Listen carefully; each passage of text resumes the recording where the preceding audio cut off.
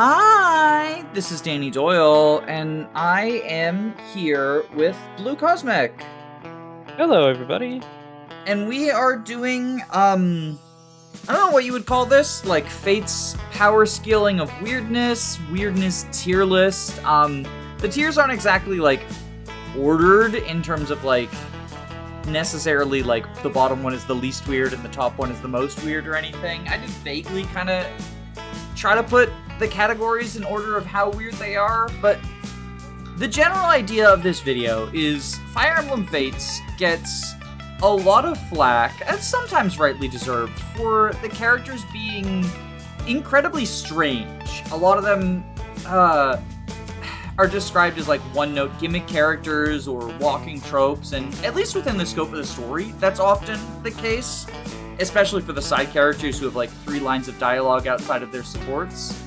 But I've been thinking a lot about the cast, specifically of Conquest lately, and I don't think they are as much oddballs on the whole as the reputation necessarily has them as. So I thought I would go through and sort of test that theory with someone who knows a lot more about Fates than me, and categorize the characters based on how weird we personally think they are. Obviously, this is very subjective. What one person finds strange, another person might find normal, but I don't know, I wanted to test the general inkling that I had around, is this actually the weirdest cast of characters in all of Fire Emblem, or is it New Game Bad syndrome? I also like the idea of referring to it as weirdness power scaling, as if the weirder they are, the more power they have. I mean, you yourself said the way to trivialize Conquest's early game is to give Odin Nosferatu, and he's a bit of an odd duck.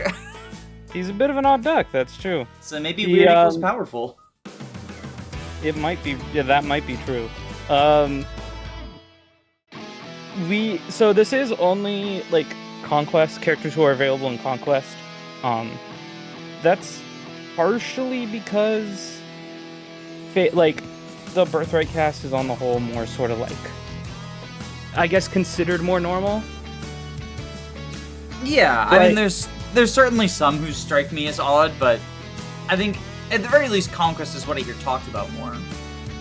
Yeah, and also because this video would also be even longer than it already is. God, the tops and bottoms was like 2.5 hours. It was. And that was edited. So yeah, but I don't know, I think we'll have some fun here. I think Fates has a lot of like kind of interesting stuff in its supports that we can kind of like talk about here. Yeah, and if you like this sort of video and want to see us do something on the Birthright cast, leave it a like and a comment. Maybe if it's popular enough, we'll revisit with the Hoshidans. Yeah. So I think we're gonna go in recruitment order.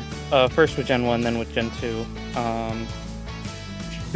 We should kick it off with Corrin. Do you have any particular thoughts on this one? Because I do have a couple, but I think you can go ahead. My general sentiment around Corrin is I think Corrin often gets a lot of flack for the weakness of Fate's, and in particular Conquest's story.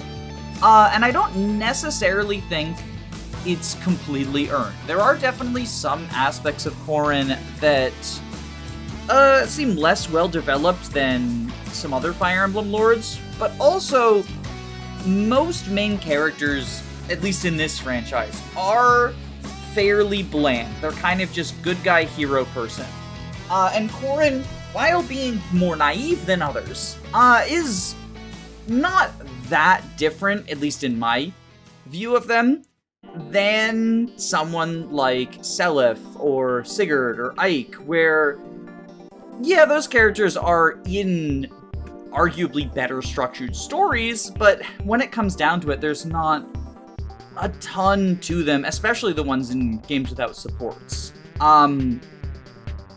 Corrin is extremely naive because of the amnesia and isolation from the world, but honestly, that feels kind of understandable, that they wouldn't understand how things work if they're not super exposed to them. And the world and story of Conquest is kind of, I guess I can say batshit now. We're 5 minutes into the video. It's kind of batshit, but I don't blame Corrin for that. They're just kind of generic hero.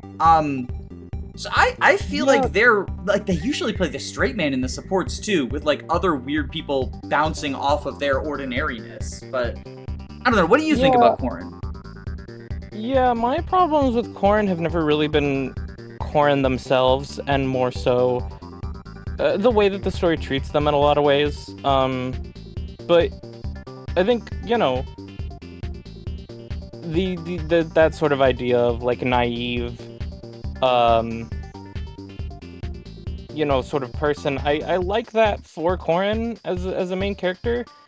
And I think you could argue that like Corrin is naive to an extent to where it's like abnormal, because like, oh, they think that they can just like, they like during the first half of the story, it's like they think they can convince Garen to not be a shitty king and a shitty father if they just talk to him, right?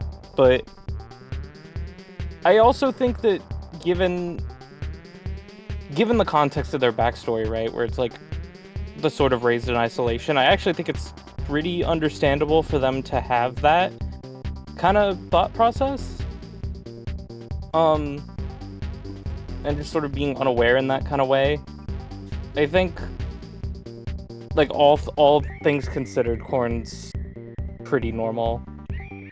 I think pretty normal's a good place for them. I agree that, like, a lot of the problems, because I do think the story kind of pampers them. Like, people will point to, you know, they're declared the Chosen One and given 2 special weapons in Chapter 5, but I think even in the instances where, like, what is it, Kitsune Lair, where they feel really bad about having killed all the foxes, and then everyone's like, actually, no, there's nothing else you could have done. You do nothing wrong, Special Snowflake. Yeah, and I think of, one of the big ones I think of is Rev. They have the whole subplot where it's like, Corrin's too trusting. With Antony, right? Who's obviously... Yeah, look at this kid who's obviously gonna lead them to their death, and Corrin's too trusting. And then after that chapter where you kill him, Xander and Ryoma are just like, well, that's fine, I guess, because we were here to bail you out, so actually nothing was wrong with that. I think there's a line of dialogue from, I think it's from Xander, that's something to the extent of like, yeah, you're too trusting, and that is a flaw, but it's actually not a flaw, because you being too trusting is the reason that we got to kill Antony and figured out he was evil, because he tricked you, or something like that. Like, it's so stupid. Yeah, but that's an example of like, that's not really Corrin as a character being bad, it's just sort of the way that the story treats them as a result of them being the Avatar. For sure. I put the servants both here, because, like, they can both be recruited early. Just Jacob ended up being before Feilica, because I think that's how it was listed in Tier Maker. But, do you want to start with Jacob? Because I started with Corrin. Yeah, Jacob, I feel like, is a pretty good representative of, that tier of, exaggerated version of a real personality. Because, like, Jacob's an asshole. It's kind of no secret. In most of his supports, he's an asshole. But the way in which he is, it's not that far off, I feel like, of a regular person. Jacob reminds me of, like, the type of person who feels like they always need to make a snarky quip, you know? Yeah. And I feel like he's not really all that far off of that. I feel like he's pretty representative of that type of person, just, you know, cartoonified, of course. Yeah. I would argue that he could even potentially hit pretty normal, but I think exaggerated version of real personality is probably more accurate, just because, I mean, he is a rule stickler, right? Like, he gets mad at his son for not doing enough buttling, and gets mad at Feilica for not making tea super well, and oh, I don't have time to play games with you, Elise, and all that sort of stuff. Yeah. And then he's usually not even nice about it. Like, even in the A supports where there's, oh, this is where the character overcomes their fatal flaw. I was reading the Feilica one recently, and, it's all about how, like, Feilica doesn't know how to make tea super well, and he's, like, really, really mean to her for no reason. Just because she can't make tea super well. And then she makes a really good cup of tea, and he's like, this is actually really good. Oh, I've been mean to you for no reason. And she's like, oh, I'll make a whole pot of it. And then she makes a pot of it, and he's like, oh, actually, it tastes like shit. Fuck you, Feilica. And I'm just like, asshole. Yeah. Yeah, but it's nothing so out of this world. Yeah, I can see just some sort of dick being like that. Especially since so much of it is about, like, being polite and how he doesn't like other people who aren't polite. I don't know. I feel like someone's grandpa's probably a lot like Jacob. A lot of people's grandpa, actually, probably a lot like Jacob. Yeah. Or just, like, I don't know, like a manager at, like, the shitty manager at a job who just, like, gets on you for slight mistakes, that kind of thing. Anyone who's worked at a restaurant has met Jacob. Yeah, essentially. What do you think about his counterpart? Honestly, I think she could go next to him, but I also think she could go into the fantasy elements tier, because I feel like for the most part, Felicia's like, she feels like a normal person who was thrown into this, like, royal like, servant job almost, because she, like, I guess the like main exaggerated trait that she has in terms of, like, her personality is, like, her apologeticness. Just like me, for real, for real. A lot. Sorry? I just said just like me, for real, for real. Yeah, she apologizes a lot, and but at the same time, it's like, yeah, there's plenty of people just in the real world who do that as well, and I guess you could say, like, the whole gimmick of, like, she's a terrible maid is taken to such an extent that, like, she's abnormal, but I don't know. She definitely, I feel like, isn't that far off from Jacob in terms of, I mean, you know, like, their counterparts. She feels like on the other side of the spectrum, where, like, yeah, he's overly rude, she's overly apologetic, but and he's really good at his job, and she's too much of a klutz. Yeah. Yeah, I think they're both just kind of cartoonized, flanderized versions of something that you can encounter in real life. And that's not really all that weird in the grand scheme of things. Like, when Fire Emblem as a series has had people who, like, hello, Gonzalez is gonna pick a tree for Lolina, or stuff like, or even just within Conquest, there are some characters who have some interesting personality quirks. Yeah. Just being even really in the clumsy. That are more, like, grounded and serious, quote unquote. Mm-hmm. Like, Three Houses still has plenty of stuff like that.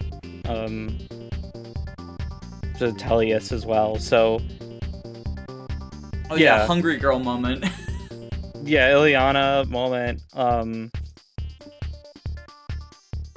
Who else? I'm trying to think, even, like...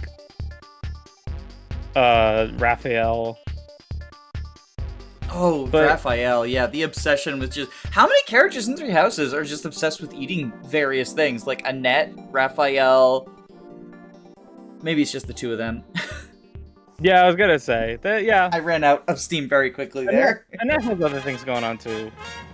True. But, yeah, Jacob, Feilica, I feel like are pretty... not that far off base from just a real person. Now, this next character, Elise, she's one of, like, 3 people who are the reasons that I made the audience and writers are weird. Because Elise is just a child. Like, she's just somewhere between 8 and 12 years old. That's how she's depicted both in her appearance and in her personality. She wants to play hide and seek with people. She has the high-pitched, enthusiastic voice, jumps up and down, yippee, yippee, big brother, big sister. I think the only reason that people act like Elise is one of the weirder members of the cast is there is a single line of dialogue that was added in localization about how she's technically an adult because intelligence systems wanted you to be able to have children with her, which is like really gross. Like, to be fair, yes. I'm saying that the writers are really weird. Yes, also not fair to judge Elise for, because that's not even Elise's line, that's Leo's line. Yup, that's if Leo's you're gonna line, call yeah. someone weird for that line, it should be Leo. And I don't even necessarily blame Leo for that, because again, it was added in localization to justify really gross mechanic. Like, from a mechanical perspective, I do like the whole second generation thing and what it adds to the gameplay, but from a story perspective, there are so many aspects of it that I hate, and one of them is that there are multiple characters who are minors. Like, I will not accept that Elise is not a minor. I don't care what a single line of dialogue added by the translator says. It's like the 1,000-year-old dragon thing. Yeah.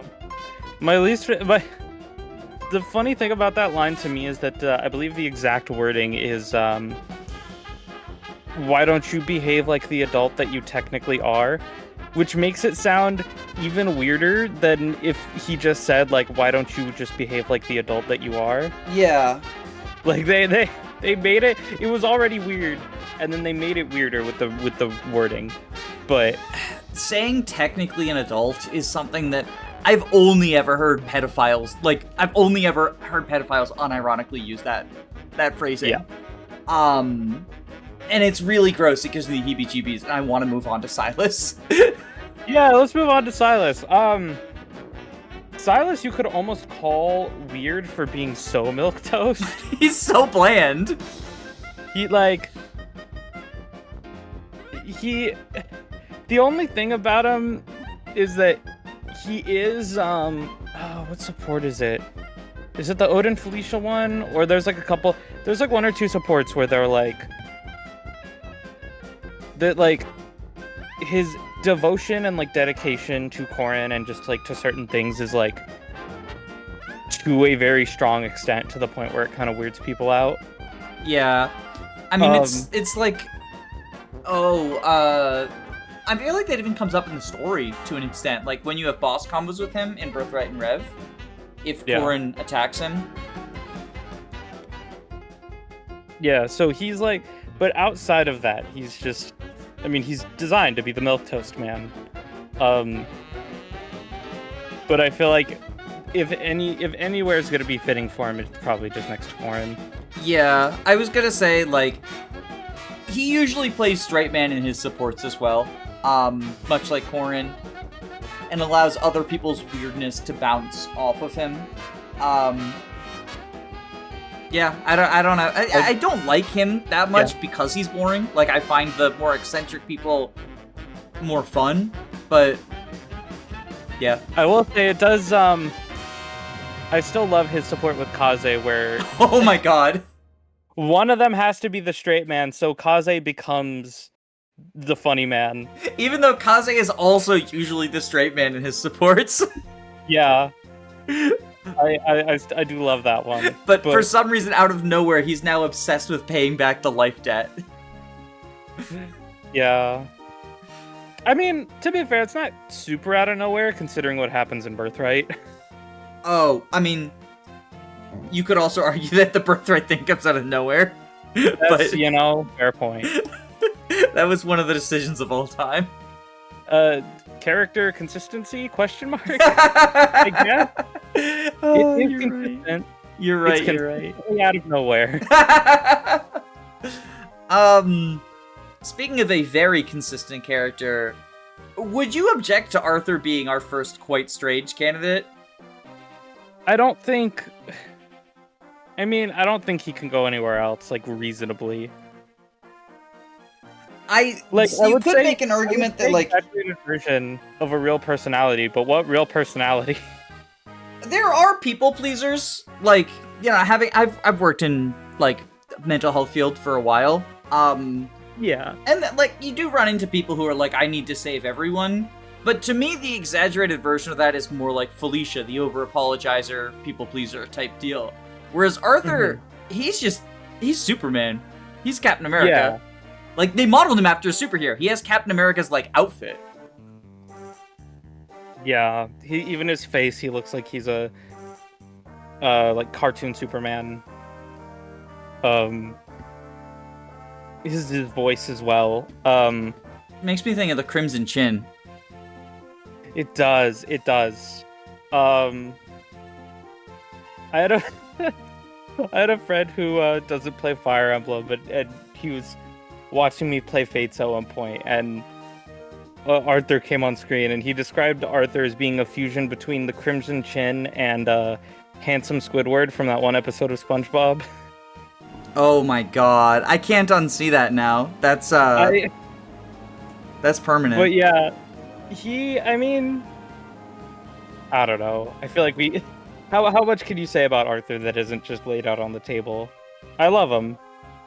He's one of my favorites, again, because he's so weird. Like, I think with the, to be honest, kind of terrible story of Fates, leaning into the odd aspects works much better for me than the serious characters, where it's like, Silas, what are you doing here? Yeah, which is why I like a lot of the sports, is because they do that. I also do love that he like, I wouldn't say he's a joke unit in the sense that he's made to be bad, but he's a joke unit in the sense that, like, his design as a unit is meant entirely to reflect his, like, character. Like, with the terrible luck, but the really good, like, actual stats, like strength and defense. Yeah. I don't know, it's neat. Well, and also his two classes, I don't know if this is, like, accidental or not, but Cavalier and Fighter Line are both classes that end up being good at helping other people, more so than, like, you know, obviously you can do Combat Hero, Combat Berserker, Combat Paladin, Combat Great Knight stuff, but I feel like Arthur often fits into that supporting role, which is the sort of thing that he would want to do, help everyone else out. I also love that they, gameplay-wise, I do believe this is intentional. They specifically made him a fighter because it is a class with low base luck, and its two options, promotion options, are Hero, which fits his personality, and Berserker, which has even lower luck and a crit avoid like penalty. Yeah, that's what I was gonna say. Doesn't it have like a penalty to the crit avoid, independent of the stats? Yeah, and on top of his, so it Berserker has two base, it has 2 luck less than Fighter. So unless you feed Arthur a goddess icon or get 2 5% luck growths, he will have 0 luck when you promote him to Berserker.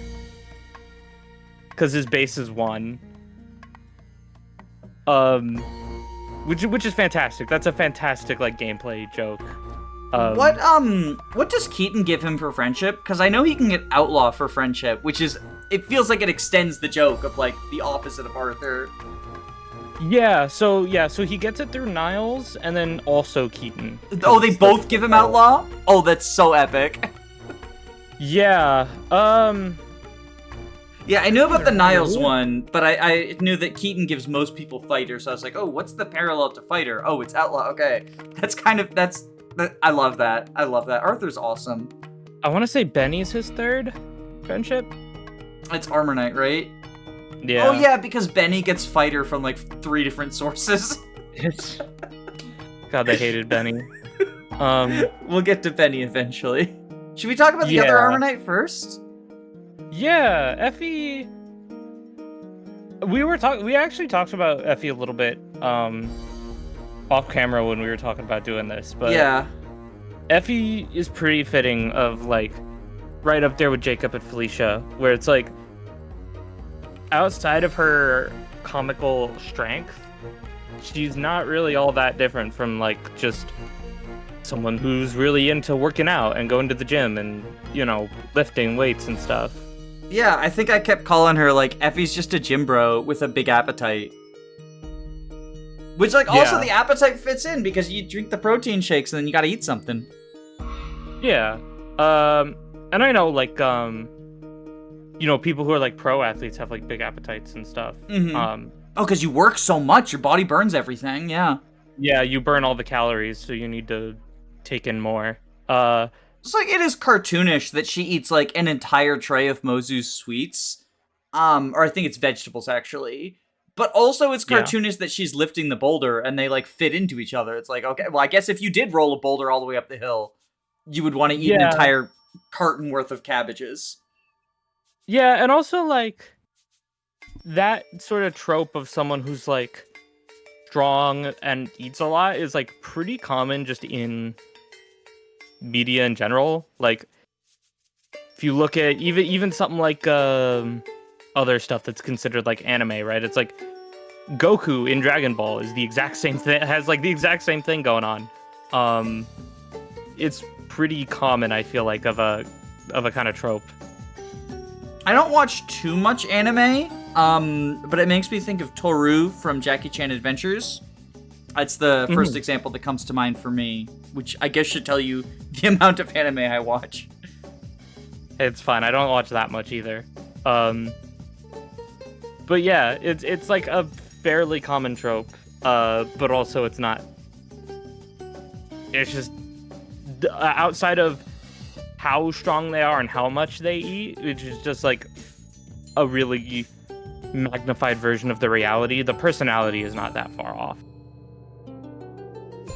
What do you think about Mozu? Because I feel like she's pretty normal, like just kind of young village girl. Yeah, I would say maybe like I almost want to say fantasy elements, understandable effects, because there are some things in her supports where it's like, what's the one? Is it about like the Faceless killing everyone, or just the world? Sort of. Well, yeah, but there's stuff about like I'm forgetting the specifics, but it's something like, oh, she shot down. She's like killed bears while hunting, like just with her great aim or something. Like there's like kind of some stuff of like her being capable enough to do things that a child probably wouldn't be capable to do, but like just in terms of how she acts. Well, okay, there is one thing about how she acts, which is a lot of her supports involve her like going to the town marketplace for one reason or another. And I forget which one it is. It's not Mozu Keaton. Is it Mozu Laszlo? No. I think Mozu Laszlo is her like scolding him because he's been like tied up by people, right? Yeah, what's the one I'm thinking of? I forget what it is, but there's a Mozu support where it's like someone who, or I think it's Hinata in Birthright, but where he like gets swindled at the marketplace and she's like, I'm gonna teach you how to not fall for that. And then like through the support chain, she's like an expert haggler at the age of 13 or whatever her age is. And it's just like super good at like negotiating. I don't know. It's kind of cute, but I don't feel like she acts that weird, if that makes sense.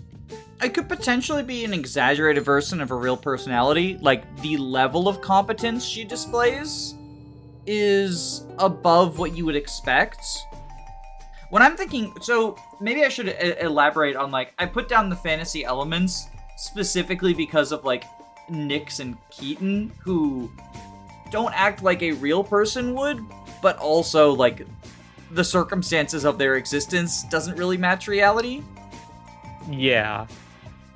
But even just like, I think there's a couple characters I can think of where it's like they don't act like a normal person, but the circumstances of Fates' world and story makes it, like, understandable for a normal person to act like that. Yeah. I don't know. I think I could see her going in perfectly normal or fantasy elements. It's kind of one or the other. Let's balance out perfectly normal with exaggerated then. 3 and 3. Oh, sorry. Fair enough. You were saying something? No, I think that's fair enough. And now we have Odin, who actually... I ran a poll on whether Odin was weirder or less weird, or the same level of weird as most other Conquest people, which is what inspired this video, because I was surprised at the results. I personally think he's not the weirdest Fates unit, but I think he's like one of the weirdest. But you have a lot more experience with Odin than I do, so I'm gonna let you start and see. Yeah, I almost want to put Odin in the fantasy elements tier. And the reason I say that is because the whole thing, because we also have to remember, this is also still Owain. Like, Yes. you know, his experiences, his life. And all the Awakening kids, kind of a part of their thing is, like, they never fully got the chance to grow up. And, you know, considering what happened in, like, their timeline and stuff. And to me, Odin always kind of struck me as, like, not that off of, like, a theater kid in real life who just, like, has, who lives in a very unusual world and just sort of, like, acts the way he does because, like, it's what he knows and it's what brings him enjoyment. Like, because it's not like he talks like that and thinks like that all the time. I mean, you even see in his Corrin support where it's like she asks him to just speak, like, straightforward and candidly, and he does. It's just that he just kind of chooses to act that way just because it just makes things more enjoyable for him. And I don't know. I feel like considering the circumstances of everything that, like, he does and the story of Awakening and Fates, I don't actually think he's that odd. I don't know. See, it's interesting that you bring up the Corrin support, because by the time this goes up, my video on Odin as a character will have gone up as well. And in that one, I actually talk about how I feel like what you were saying about Odin applies to Owain's depiction in Awakening, but doesn't really apply to Odin in Fates. In that he does occasionally sort of drop the Chosen One mask, but it's usually for 1 or 2 lines of dialogue after consistently being asked, like, hey, stop acting that way, over and over and over by his support partner. The only exception is in his Laszlo and Selena supports. He drops the mask much more readily, but it's also kind of just he's talking with them about stuff that only the 3 of them know, like Awakening-esque stuff. Yeah. Meanwhile, when I was going over Owain's support chain with his various people in Awakening, he does still do the, like, my boiling blood, I must name this helmet after my grandfather, like that sort of stuff. But it's usually 1 or 2 lines of that interspersed into a relatively normal conversation. And it feels like his depiction in Fates is a very flanderized version of his depiction in Awakening, which, like, yeah, it could just be Fate's writing is weaker than Awakening's writing, which, personally, I believe, but, you know, obviously isn't objective. But the conclusion that I sort of, like, made a couple of logical leaps to come to is jumping between the various realities and having to, like, put on the facade for so long has sort of affected his ability to snap out of the facade. Like, he doesn't feel like he can be anything other than the exaggerated persona he put on, just because he's been acting at being Odin, and the way he's been acting at being Odin has sort of bled into the way he acts at being the Chosen One.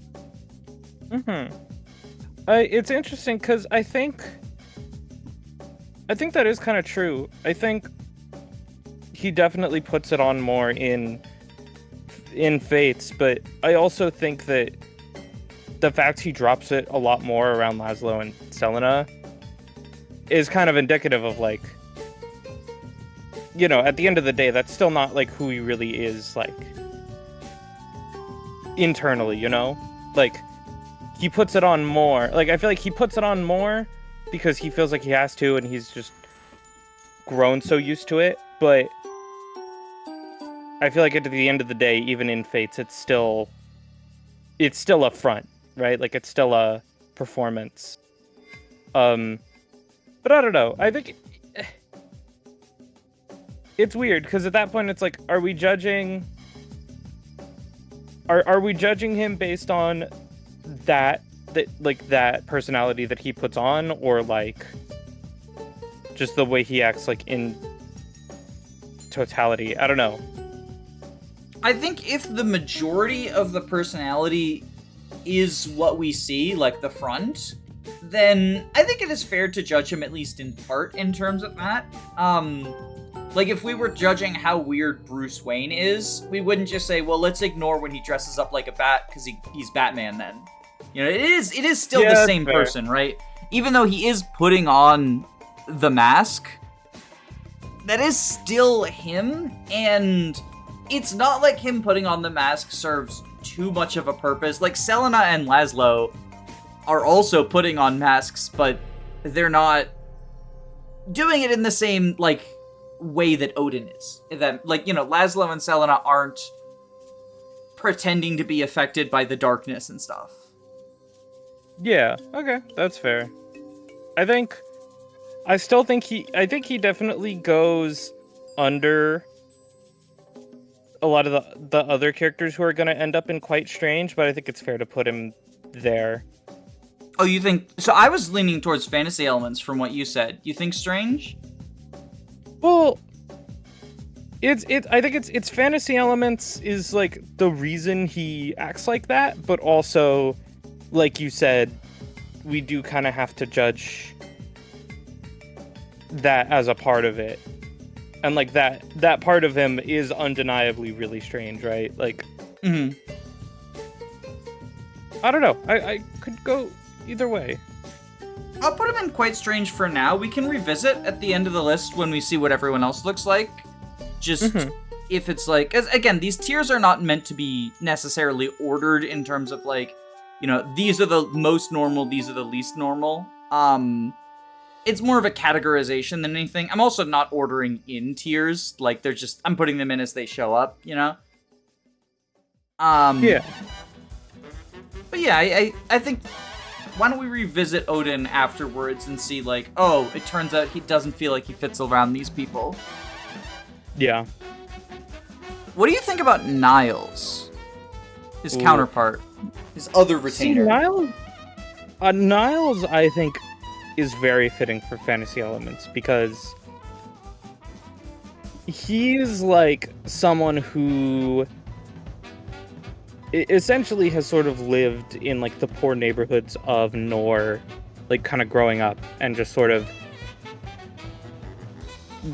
didn't have a very good childhood, and didn't have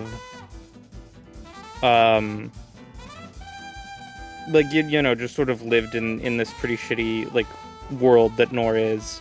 But I feel like for someone who has experienced that and stuff, I think it's pretty understandable. Like, I feel like the edge to his personality and sort of, like, his quippiness really actually is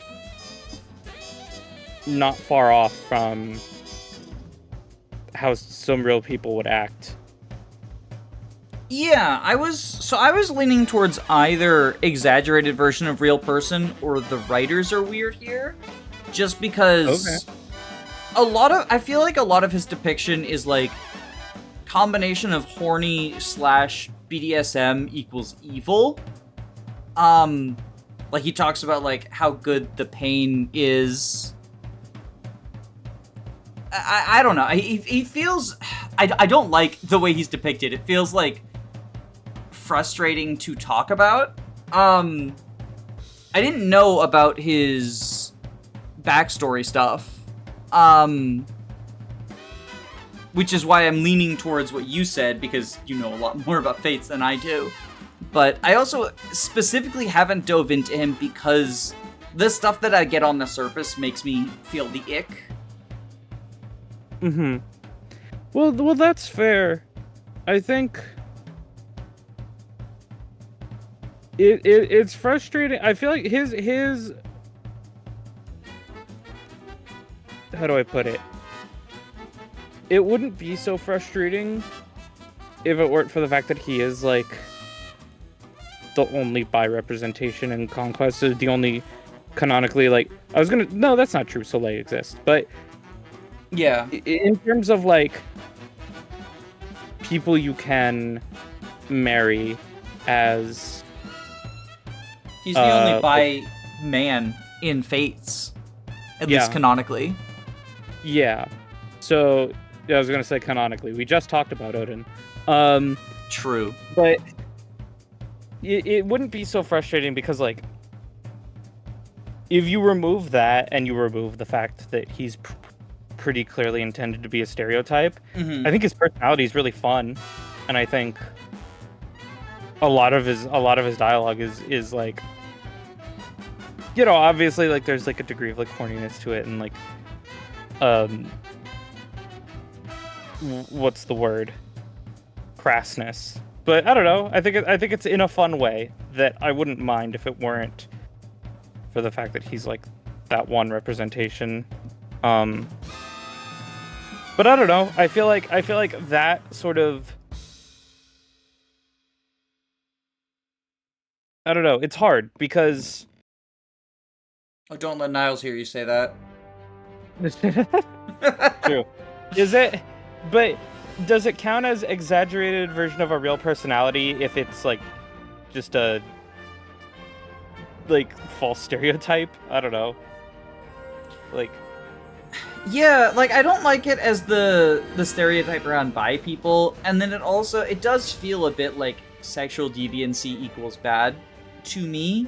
Like, I don't think he ever explicitly says I am into these specific kinks or whatever, but it could be me reading things into it. It has always felt a bit like a jab at anyone who's into non-vanilla type stuff. Which is, you know, then extends into, like, he's also the queer one. yeah. But I think Fantasy Elements is probably a good place for him. Like, it's either that or the writers of the weird ones. Yeah. And we need someone to fit in the yellow tier. Yeah, plus I think for the latter tier, well, I think Nyx actually is sort of the same scenario. I think Nyx could go into either one. Yeah. Because I feel like a lot of people are weird about Nyx. Oh my ways goodness. that I don't think are fair. I feel like I hear people compare Nyx to, like, Naui in terms of the sexualization, and I'm like, I mean, the Dark Mage outfit, yes, but Nyx's design Dark in Mage general outfit also applies to Odin, so, like, yes, yeah. Yeah, if any, like, Nyx to me, I like Nyx specifically because she almost feels like the opposite of the Naui kind of trope in a way, because Nyx actually acts like an older, like, person who's just fed up with things. Mm-hmm. You know, Nyx doesn't act like a kid. And I feel like, honestly, given the circumstances of, like, being cursed and stuff, it's pretty understandable for her to want, because even like in her dialogue, it's like she's closed off and cagey and wants to be alone, but, like, there's plenty of people who are like that. I really like her support with Odin, where Odin is, like, acting like all the darkness and stuff, and she's like, I've seen real darkness, actually. Like, I'm stuck in this fucking body, and I don't like it. I don't want to be like this. Like, I have an actual curse on me. There's some other good ones too. There's her support with Niles, where they kind of both bond over being through a lot of, shitty experiences. Mm-hmm. There's also, I think there's a funny one where it's like between her and Hayato, where it's in Rev, where it's something along the lines of Hayato being like, "Oh, could you cast a spell? Do you know of a spell that would like make me look older so that I'm not ridiculed for my age or something?" And Nyx is like, "Well, if I could do that, do you think I wouldn't have used it on myself already?" Yeah. Weirdly, I like her Corrin support as well, to an extent. Like, the Avatar ones are always kind of bland, but I guess just because of what it shows about Nyx's character, in terms of the way that she feels about the curse. Mm-hmm. Yeah. There's some... I like Nyx. I think Nyx is a pretty good character, honestly. It's too bad I don't feel the same about her as a unit, but... Oh, yeah. Ugh. Unfortunate. Where do you think she goes, though? Because I agree that either work. I feel like I would put her next to Elise, honestly. Okay.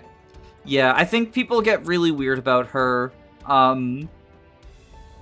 Like, don't get me wrong. The body she's in is, like, probably supposed to be underaged, and, like, the fact that it can be forced to have a child is really uncomfortable. So, like, that's the writers being weird. But then, like, I also think the way that people talk about her, she was another one that came up a lot in my poll about, like, is Odin weirder than the average cast member? And I'm like, I don't know. Sometimes I wonder why certain characters are considered weird. I don't really get it with Nyx. Yeah, I don't know. I think it's because she has some adjacency to tropes like Noise, which kind of like give people the ick, but I don't think it's entirely comparable. Even in those situations, like, I blame the writers much more than... I know the character's not a real person, so, like, you don't need to white knight them or whatever, but I do think, to an extent, it is more often, like, the writer's fault than the character's when that sort of stuff happens. It's like, you chose to put Naui in that outfit, and then you came up with the justification of, like, oh, the slavers put her in it, and then she's just never switched it, because... Yeah. Speaking of bad writing, let's talk about Azura. You're gonna make me sad. Oh, do you like Azura? I'm sorry, I was looking for a transition. No. I like Azura, but I'm saying sad because I think she's a cool character and a cool concept stuck in Fire Emblem Fates. Yes. And, like, she's a major plot character in all three routes, so it's not like... It's not like someone like Nyx, where the fact that the main story is bad doesn't really impact her. Like, Azura is made worse by the story that she's in, and it's very sad. I think the most frustrating aspect of that is that she and Corrin have 3 separate support chains, depending on the route you're on, that go into, like, the lore and stuff. And it's like, that's wasted on a game where the lore is nonsense. Well, and also just, like... I don't know. There's a lot. If I sat here talking about the failures of Fate's story, I'd be here all day. But I think, honestly, Azura, the weirdest thing to me about Azura is that I feel like in some points she's almost too calm and relaxed considering everything. But I would probably put her sort of like in a similar deal to Niles, where it's like, this is someone who, like, has gone through a lot, has lived in a lot of places, like, Home Kingdom was destroyed, kidnapped by Hoshidans, all that good stuff. Well, not good stuff, but you know what I mean. And the only one who knows about Vala and can't even talk about it. Yeah, knows about Vala, can't talk about it, and just all of this, and she just sort of ends up being someone who obviously wants to put in an effort to fix things, but is ultimately, like, outside of Corrin, is, like, pretty solitary kind of person, and just kind of wants to be left alone and, like, think to herself. And I think, considering everything she's gone through and everything that she, like, knows that she can't talk about, I think that makes a lot of sense. Yeah, no, I think I don't have anything to add, because I think you just basically described everything. Yeah, I wish Azura was in a good story. I think she's cool. I wish there was more to say about Azura, so we didn't have to talk about Camilla. Does Camilla's, like, obsession with Corrin, is that enough to land her in Quite Strange, or is that just, like, one element of... I was gonna say, if anything, that puts her in the Writers Are Weird. Yeah, I'll buy it. Like, because, like, the rest of her supports are, like, not that bad. It's just anytime she... Well, so the supports do bring up Corrin quite a lot. But when the supports aren't talking about Corrin, they're not that bad. Like, they're not great, but... Yeah, I think there's some good ones. And I think there's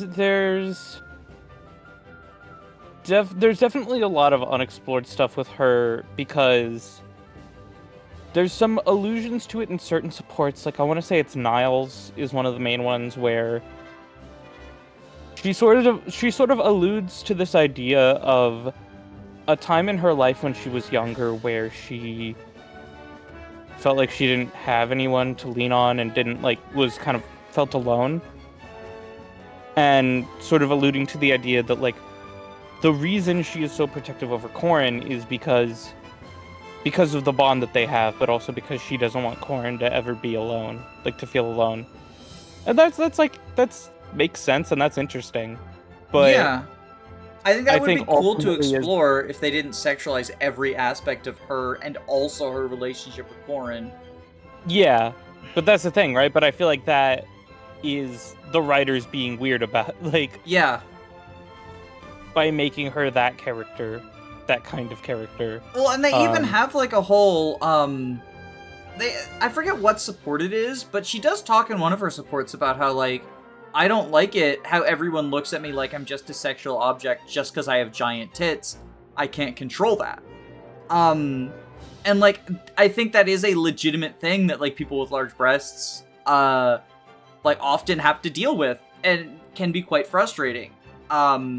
Anyone who's, like, not even necessarily dressed, like, conventionally attractive in other ways as well, you know, like, men with six-packs, or, you know, any sort of this is a conventionally attractive person trait, getting boiled down to their sexuality, can be frustrating, but then the game boils her down to her sexuality. Yeah. So it's like, you don't even get to... Fate's writing. Yeah. No, I agree. Yeah, I don't have much else to say. Yeah, Selena is like... So, Selena's kind of interesting, actually, but I think probably exaggerated version of a real personality, because Selena, honestly, either that or maybe pretty normal, because I don't feel like Selena's that weird at all. Like, obviously, she's in weird circumstances due to being one of the Awakening characters, right? Traveling through worlds and all that, but, like, just as a person, the way she acts, I feel like she's honestly one of the more normal members of the cast. She's got, I know that in her non-romantic supports, she's kind of obsessed with, like, being the coolest. And in her romantic ones, I'm probably mixing this term up. She's like is tsundere, right? That's what it's called? Yeah. Where it's like Helga from Hey Arnold is the reference point I have.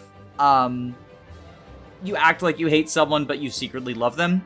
That's the thing, right? Kinda, yeah, or just like you are embarrassed to show affection, so you Mm-hmm. kind of like obfuscate it. But yeah, I mean, I guess that more so lands her in like where we have her right now, because that is also an exaggerated version of a real thing. But yeah, I think the I don't know.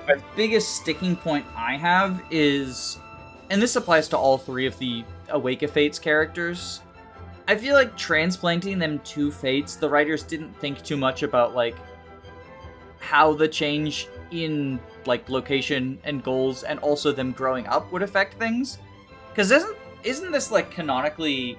I know time travel stuff is weird, so canonically this takes place before Awakening.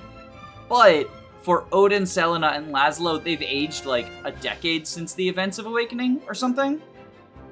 It's definitely not a decade. It's like a couple years. I want to say, because they don't look that much older. Like, they look a little older, but... I just know someone in my comment section did the math and said that, like, that like, all three of them are almost 30 now. Which... I don't know if that math is accurate or not. I don't want to spread misinformation on the internet. But if it is the case... In Awakening, how old are they? Like, they're like late teens, early 20s, right? Yeah, like, I think the oldest kids are early 20s, youngest are late teens. Yeah, so it's like, I don't think it's that much time. The Awakening kids are actually adults, and it's because of Robin marrying them. Whereas, like, the Fates kids are fucking children. Because this game... Yeah, because they stopped giving a shit. This game is awful. When they made Elise and Sakura, it was everything else went out the window, and they were just like, well, whatever. Let's just let you fuck Midori. Yeah, so... But I don't know, I don't think they're that much older, and... I think, all things considered, she also, interestingly, is the one who, in their support, she is the one who's depicted the most as, like, thinking about and missing the Awakening world and cast, and kind of, like, being like, when are we gonna get back? Like, Odin and Laszlo do as well, but to a lesser extent. Which, again, I feel like that's a pretty... That would be pretty reasonable for someone to have on their mind a lot. I know that, at least in Odin and Laszlo's support with each other, they talk about how Selena's also the strictest about never using their real names. Yeah. Just because she really wants the mission to be successful. Yeah. Which I guess probably goes in touch with, like, as soon as the mission's successful, I get to go home as well. But yeah, I think exaggerated version of a real personality is probably right for her. I could see fantasy elements as well, just because of the dimension hopping stuff, but I feel like it affects Odin more than her. At least in the depiction. So. Yeah. I think that's a pretty comfortable place for her. What about Baruka? I feel like Baruka's probably either pretty normal or exaggerated version of a real personality. She's got a lot of supports. She talks about, like, not having any emotions, and she kind of just reads to me as neurodiverse more than anything. Like, I don't know. So the funny thing is that she, like, has a weirdly in-depth backstory for a side character. It's gone into in a couple of her different supports. One of the main ones is, like, I think Oboro in Rev. Because she, like, worked for the person who killed Oboro's parents, right? She was the person who killed Oboro's parents. She fucking was! Okay. Yeah. So, her backstory is that, again, weirdly in-depth for a side character, but she was, I believe, she was an orphan who was raised by essentially a hitman, and it was, like, abusive, right? Or at least neglectful. It was like an abusive or neglectful situation, right? That's part of what, like... From what I remember, it wasn't abusive or neglectful. It was just sort of, like, emotionally detached. Like, he taught me well, but he wasn't really a father figure or anything. But essentially, like, was taught combat and was taught how to be an assassin, and then she went into that business in order to, like, make money and survive, and then one day was given an order to assassinate her mentor,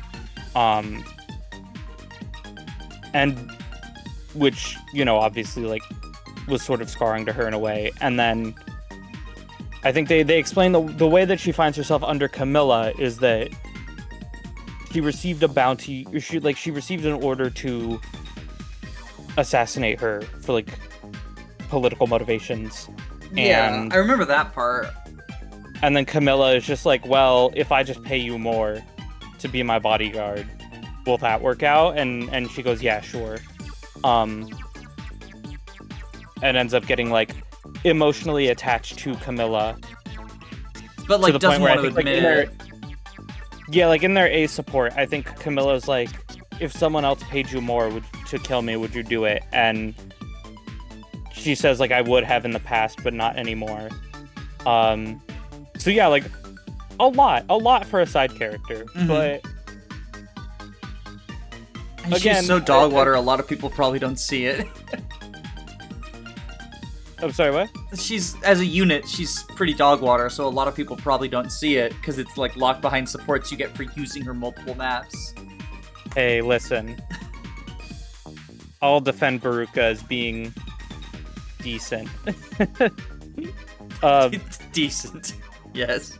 She's not great, but she's decent. But I guess the thing that makes me sad is, like, Verouria Benny is low-key one of my favorite supports in the game, and you have to use both of them and marry them to each other. Yeah, to get it. I've gotten it before. But yeah, it's not a great situation.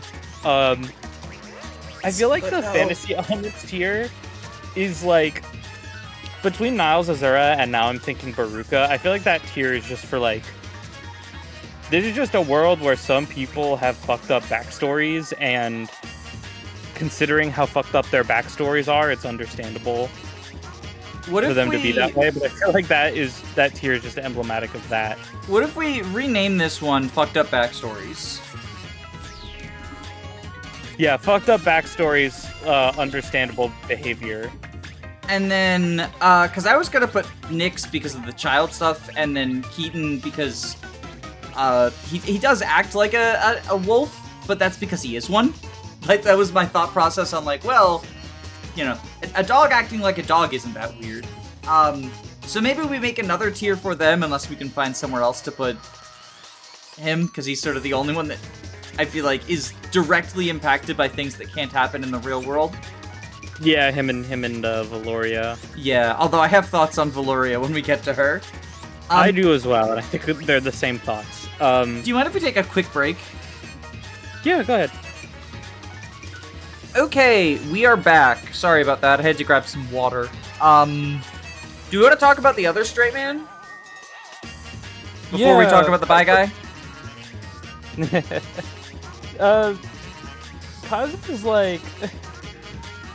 Kaz is an interesting one where he's mostly pretty normal, and that's probably the tier we'll put him in.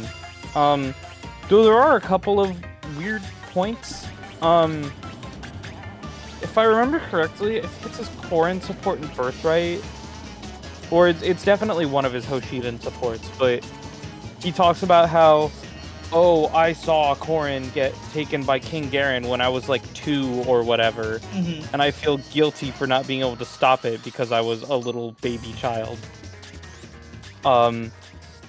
There's like weird writing moments like that, but yeah, ultimately in terms of how he acts, like he's pretty standard, I feel like.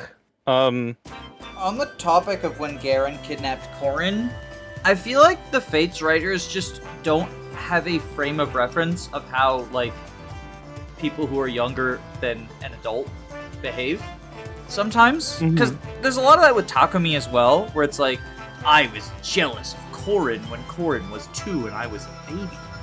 And and this has fed into my lasting hatred that allowed Anankos to possess me. Or like Gunter hating Corrin from the day he was born because his wife got killed by Garen or something. There's like a lot of weird, like, this is supposed to be, like, I feel like Fate stuff and when people were children is just weird. Yeah, it's a little bit, like, of those, I feel like the Takumi one is, like, the most understandable, because he's just, like, pretty insecure about getting compared to people in general. Yeah. Oh, I think Takumi, like, okay, if they didn't mention that he, like, hated Corrin when Corrin was a baby, it would make more sense. But just, like, including that, and then alongside, like, the Kaze thing. Part of me wonders if there was a draft of Fates where Corrin was kidnapped, like, not as a baby, but as, like, a 14 or 15 year. Because the other thing is people recognize Corrin upon seeing them. Yeah. Which, like, the Hoshiden should know what you look like. They were kidnapped. Maybe not, like, 14 or 15, but, like, at, like, 9 or 10 or something. Yeah. Like, if a baby got kidnapped and you saw them when they were, like, 16, you wouldn't recognize them. Yeah. But I feel like Kaze, like, not only is he the straight man, but he's also pretty generally, like, you know, because him and Saizo, they have, like, they're like the Christmas ninjas, right? And yeah. Saizo's, like, the more hot-headed one generally, and, you know, there's, like, a lot of dialogue between them in, like, both story scenes and their supports where Kaze has to, like, you know, sort of tries to, like, calm him down and get him to, like, sort of think more level-headedly, and he feels like the straight man, except unlike Silas, I don't find him super boring. Like, he's, like, Kaze is not a very exciting character, but I'm more interested in him than Silas. Yeah. Yeah, I think that's fair. What about our favorite? Well, one of my favorites, Laszlo. I love him. I like Laszlo a lot, too. So, I guess you could... I think next to Selena's probably fair. Yeah, he's kind of just like an extra womanizer. Well, not just that. Yeah. He's also, like, he's got the whole, like, stage fright thing where he's, like, embarrassed very frequently. Like, not only just about, like, dancing, but also about the womanizing stuff. Like, I feel like I see the Laszlo blushed emoji more than any other character. Maybe that's because I read more of his supports. But... Well, also, even in stuff like his boss convos, when you fight him in Birthright and Rev, like that one Rev chapter, he'll it's not even with, like, the womanizing stuff. Sometimes he'll just be like, "Oh, hey, stop looking at me like that," like, and he'll blush just in the boss convo. Yeah. But I feel like, all things considered, it is sort of like a Selena thing where it's like, okay, this isn't too far off from, like, I mean, Fire Emblem's had a number of, like, kind of womanizer or, like kind of characters or people who are adjacent to that. Like, Sylvain's the main one that comes to mind, but... Saul. Yeah, Saul as well. And, like, Laszlo of them, maybe this is because I like him the most, but he feels the one who's, like, not super misogynist, at least compared to them. I was gonna say, yeah, compared to someone like Sylvain or Gatry, Laszlo, I would say, gets on my nerves less. There's definitely elements of it, and, like, I wouldn't defend him as, like, an advocate for women's rights or whatever, but especially in his supports with Soleil, like, I really like him as a person and a character. Yeah. I wish the Deep Realms couldn't exist so that the good dads I could actually call good dads. Yeah. Because outside of the Deep Realms, you know, Laszlo's a cool dad. It's another Fates writing moment. Yeah.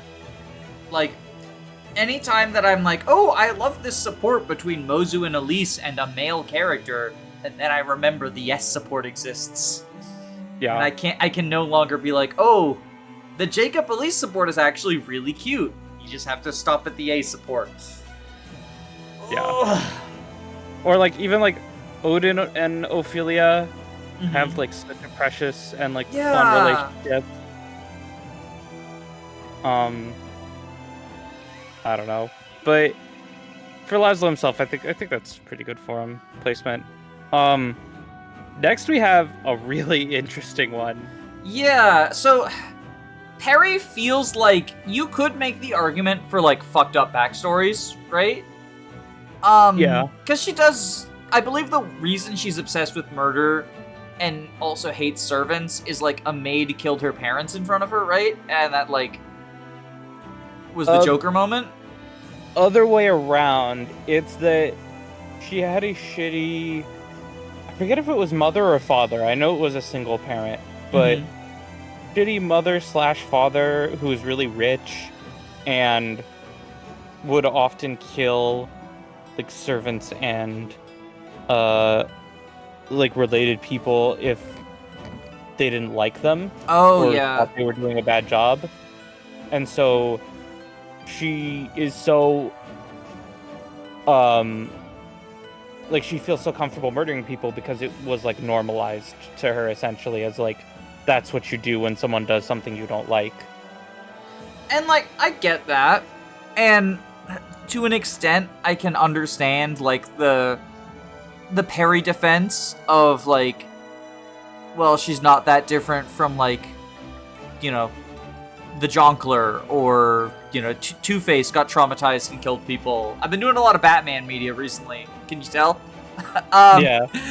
But at the end of the day, she's still like, tee murder? I was gonna do that to you! And like, I think to an extent also it's understandable, like, because she's also pretty childish, but also like, hey, those experiences are gonna stunt emotional, like, growth. Like, you know, mental growth in a person. But ultimately, it's like, it's weirdly like a combination of the exaggerated personality thing and the fucked up backstory thing, where it's like fucked up backstory, but she's acting in an exaggerated way. Yeah. Even compared to a person who would go through something like that. And I feel like she's the strangest character in the game, and I mean, you could also put her in the audience and or writers of the weird ones, because I feel like some amount of why she acts like a child has something to do with the writer's fucking weird shit. Maybe, yeah. I don't know. I want to put her in quite strange, but I don't know how you feel about that. No, I think that's fair. I would probably put her beneath Arthur, at least because at least it's like Perry has reasoning for why, like, her backstory provides a level of reasoning, whereas Arthur's just like that. Yeah. I think she's weirder than Odin, though. Oh, I think that she's weirder than Odin. I think both she and Arthur are weirder than Odin. Cards on the table, at least off the top of my head, they're the only two I feel like are. Maybe as we go through the others, I'll find someone else. But, yeah, I think these are definitely, like, the strangest people in the cast. Yeah. I will also say, on the topic of, like, how the audience perceives her, I feel like Perry is the character most pointed at by people as an example of like, oh, look at how bad Fates' writing is. And I don't think the way she's written is good. However, I also don't think it's all that different from some other FE characters who have like traumatic pasts. The main one that comes to mind for me is like Bernadetta. Similarly, like, has a traumatic past and it's kind of treated as a joke. Yeah.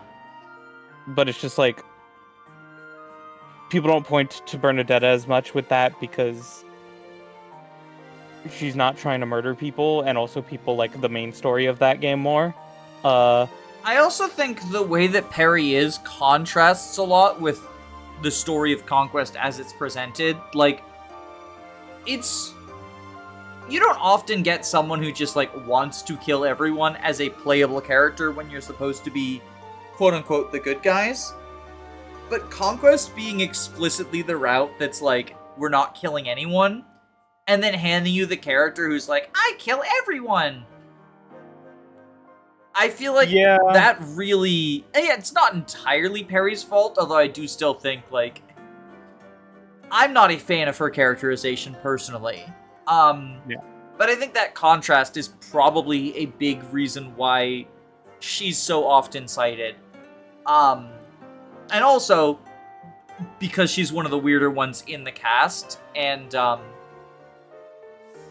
feel like if you're trying to paint with a broad...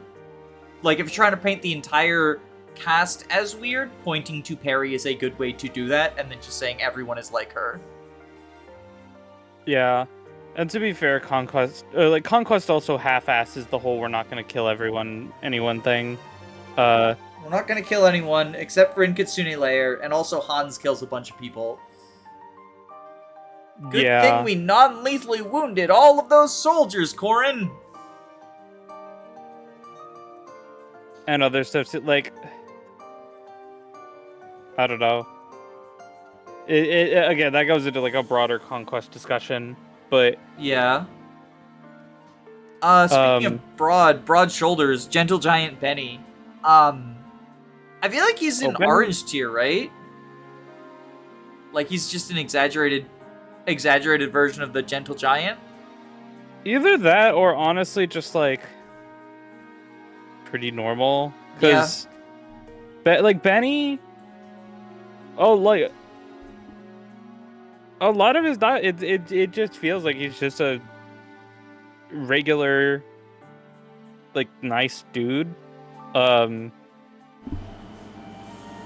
really like him. Like, as a... I think he's fun. The only times where he, like, gets aggressive in any way is either, like, in combat, which makes sense. Like, there's no reason that, like, unkind person would have to be, like, act gentle in a combat situation. He's gentle enough to make sure he doesn't kill anyone. Yeah, exactly. That's why he's a Conquest unit. The anti-Perry archetype.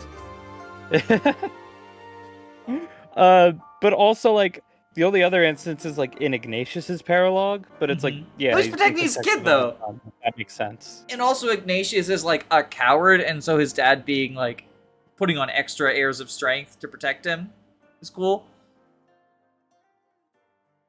Yeah.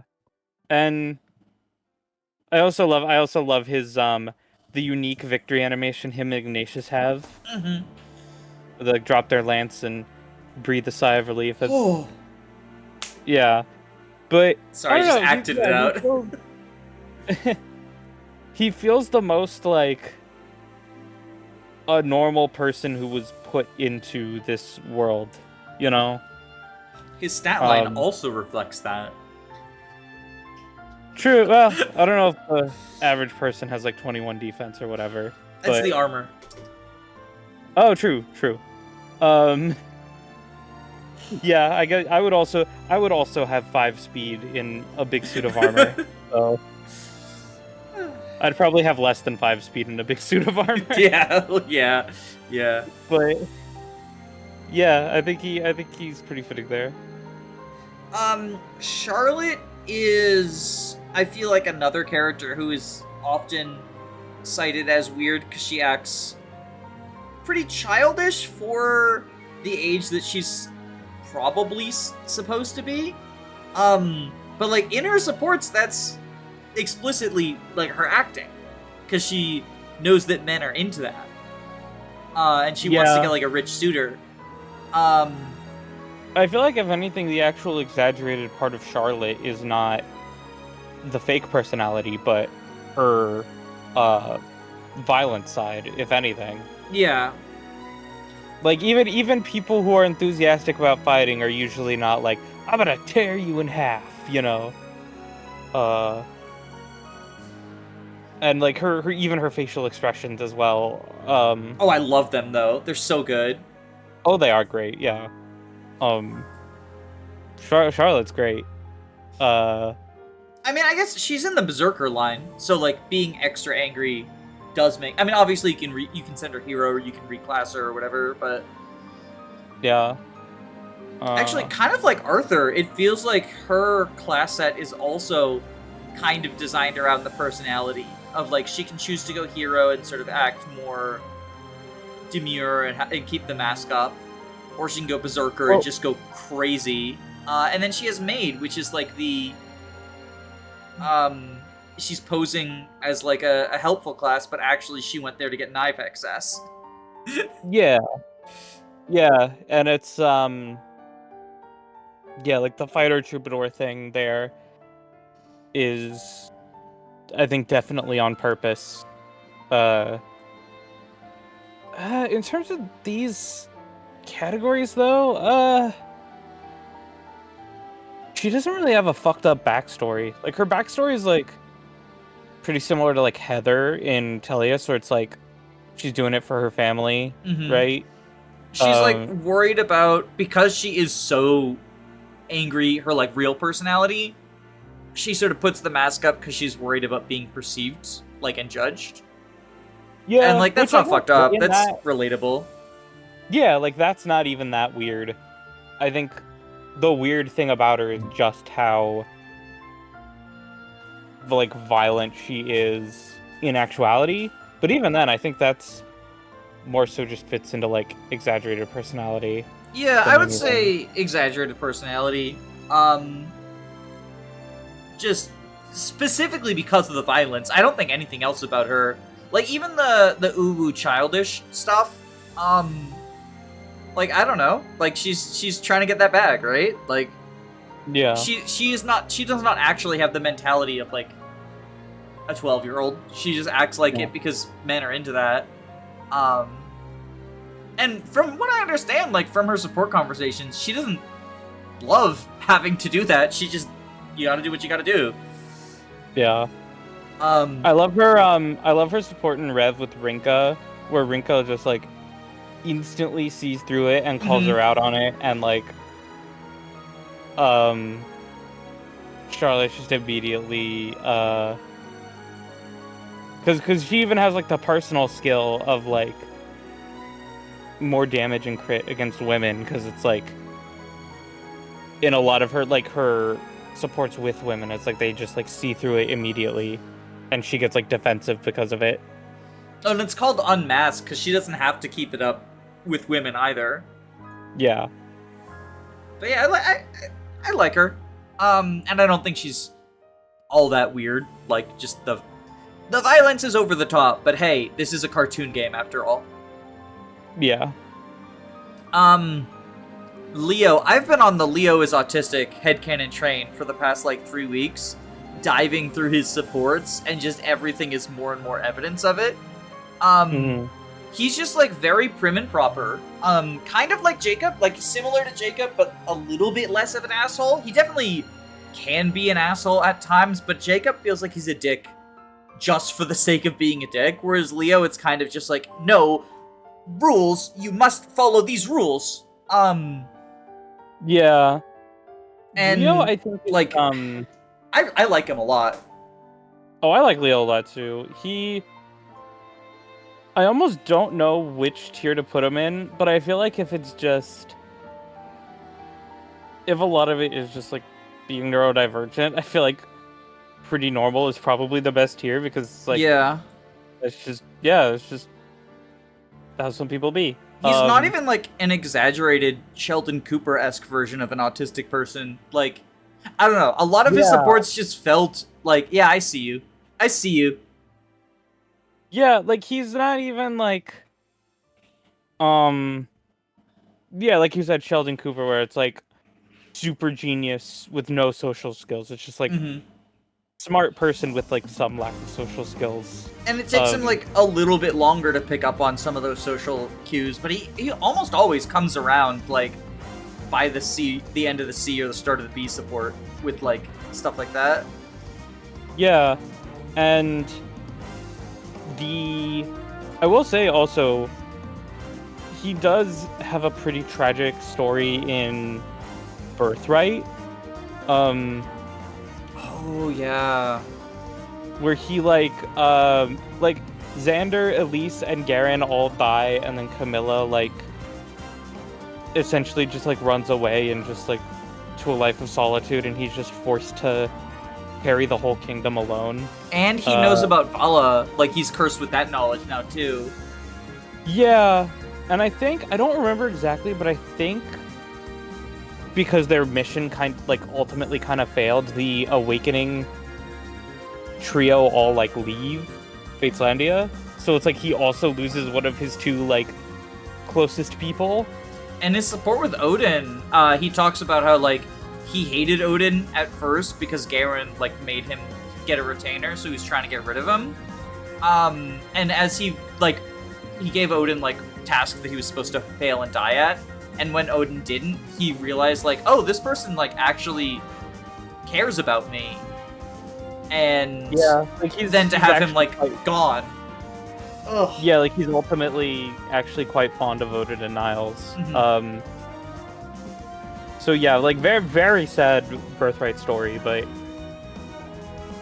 ultimately, and he talks a little bit, I believe it's in his Corrin support, or it's either Corrin or Xander, but he talks about feeling a lot of pressure, essentially, right? Because she's royalty and like could potentially be the next king and stuff. And how it's like, oh, if anything happens to Xander, I need to be ready. But you know, like all of that, he stands on ceremony a lot, and he's like worried about how he's perceived, both for like royal reasons and also just because he gets easily embarrassed. And because of the autism. Yeah, no, I was going for that. But like his introductory scene has him like, freaking out over the fact that he has a popped collar. Yeah. And nobody told him. How could you not tell me? Yeah, but it's like all of that's pretty understandable. Did you know he's actually the main character of the Fates manga? I did know that, and I think that's really cool.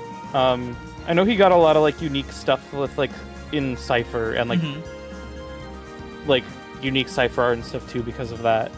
The final set of Cypher had a cycle of cards that was all the characters' intelligence systems officially considers lords, and the only one who was not like a game over condition force deployed in their game was Leo. They do not consider Azura or Xander or Ryoma lords, but apparently Leo was considered in the cycle, and I just think that's awesome because fucking this just Leo. means that instead of Engage giving us Emblem Camilla, we should have gotten Emblem Leo. I would have popped the fuck off for an Emblem Leo, like no lie. Yeah, that would have been sick. Then we wouldn't have had the shitty Killmela Sewers paralog either as the fucking ring. Yeah, map. I was gonna say it would have been like one of the Iago maps probably. Or Garen's of Increasing Pain. That's where he joins you in Conquest. Yeah. Now I'm just imagining Chapter 26 of Conquest, but in the Engage engine, and how wild of a map that would be. Oh gosh. Yeah, I don't know. I like Leo a lot. He's one of my favorites. Astute viewers probably noticed that when I went to go get a glass of water, I also changed the child tier into dog. I bet you're wondering, what character is a dog? Like Keaton, so I see a lot of people talk about Keaton as being weird, and like on some level I can understand. You're like, this guy just shows up with like dead animals and he treasures his garbage and he plays fetch with a broken lid, and he's really excitable. He talks about how he relates to people based on their smell. I am describing a dog right now. Like, those are all behaviors of your pet dog. And he's a wolf. He's like half wolf, half human, right? And you were saying off camera about how like the Lagoos act much less animalistic, which is sort of the counterpoint of why people might find Keaton weird, right? Yeah, well, yeah, essentially, like, that might be it, because generally the other shifting like races in the series are not that animalistic. But I also don't think that's necessarily makes Keaton weirder. I think that it's just two different ways that you can write sort of anthropomorphic characters to either focus more on the human side or more on the animal side, and I don't think that one is weirder than the other. Yeah. I really like his depiction. Like, if a human acted the way that he did, I would probably call them weird. But I think that the fact that he's acting that way and, like, he is not a human, like, I don't know, we can't necessarily judge him by those standards. I also think, and, like, maybe this is my soapbox moment, I think some amount of the animosity and, like, weirdness towards Keaton comes from people who are uncomfortable with furries. Like, I'm sorry, it's not 2002 anymore. Like, we can't just point and laugh and be like, furry, weird, ew. That's not what normal people do. Yeah. And, like, he and his daughter and Caden and his daughter are collectively referred to by the community as furries, and I call them the furries because, you know, they do sort of shift, and it's a good shorthand. But I also don't think that, like, furry being used derogatorily is, like, I don't know, it makes me uncomfortable just how much sort of secondhand hate weirdness is directed at the furry community. It's just unnecessary rudeness. It really is, yeah. People who are just chilling and doing their thing. Yeah. Like, I don't know. I don't think that I don't know. That's the piece that I'll say about, like, the I think I probably have more to say about the perception of his daughter than I do about the perception of him. But I do think, at least to some extent, the perception of him is colored by, like, ew, furry, gross. And, like, if you're the sort of person who just goes, ew, furry, gross, just think about where that's coming from. Because, like, I don't know, I am not a furry, and I don't necessarily, like, understand or relate to everything about, like, the furry community, but that also doesn't mean that it's, like, ew, gross, weird, or an acceptable target for ridicule. Like, I don't know, it's high school behavior. It's high school behavior to point and laugh at furries just for being furries. And there's no place for it in my community. That's my soapbox. Yeah, no, I agree. Moving on to Gunter, I think Gunter's an interesting one because I think it really depends on whether or not we're talking Conquest or Revelation. He becomes the Joker. He becomes the Joker. Conquest Gunter's just like cool grandpa, and like, oh, he's, you know, even in his support with Corrin, he talks about how, like, you know, how nice it was to be able to raise them, and like, and for the most part, like, you know, he's got a kind of not a great relationship with Jacob, but for the most part, it's just kind of like, yeah, you know, nice, chill grandpa. He's got fun dialogue or like quotes in battle. War and I go way back. Yeah, respect your elders. Yeah, like, he's got fun stuff. Like, he's pretty cool. And then you get to Rev, where actually I hate you because Garen sucks, and also like, there's a little bit of allusion to that in Conquest when he, like, comes back from Vala. He was battling his demons down in Vala. But even then, even in Conquest, that can just be explained away as like, yeah, Garen's a piece of shit. Of course, Gunter doesn't like him. I don't know. I think, do we want to get into that? I think, so, from my understanding in Rev, at least my read of it, it's never made explicit. We do know that Anankos impacted him somehow. I feel like just treating that like a possession, like a case of possession, kind of like how Garen, as we see him, is not supposed to necessarily be actually Garen, because he's been so corrupted by Anankos. Now, it is weird that, like, in the route where he stays in Vala for longer, he doesn't get as corrupted, but that's just Fate's writing moment. Yeah. I kind of just want to discount Rev Gunter. Whoa. And also, to be fair, we see it with Takumi in Conquest. Yeah. Like Endgame and stuff, where I think the general idea with Anankos' possession is that he effectively takes your, like, darkest thoughts and most negative traits and just, like, amplifies them, right? Yeah. It's not to say that Gunter's resentment or Takumi's jealousy or, like, Garen's everything aren't there, but they're not to the same extent. Yeah, so it's like with Gunter, I think the idea is like there's sort of a small part of him that has resentment towards Corrin. Wait, I just realized. What? Anankos is the turf mold.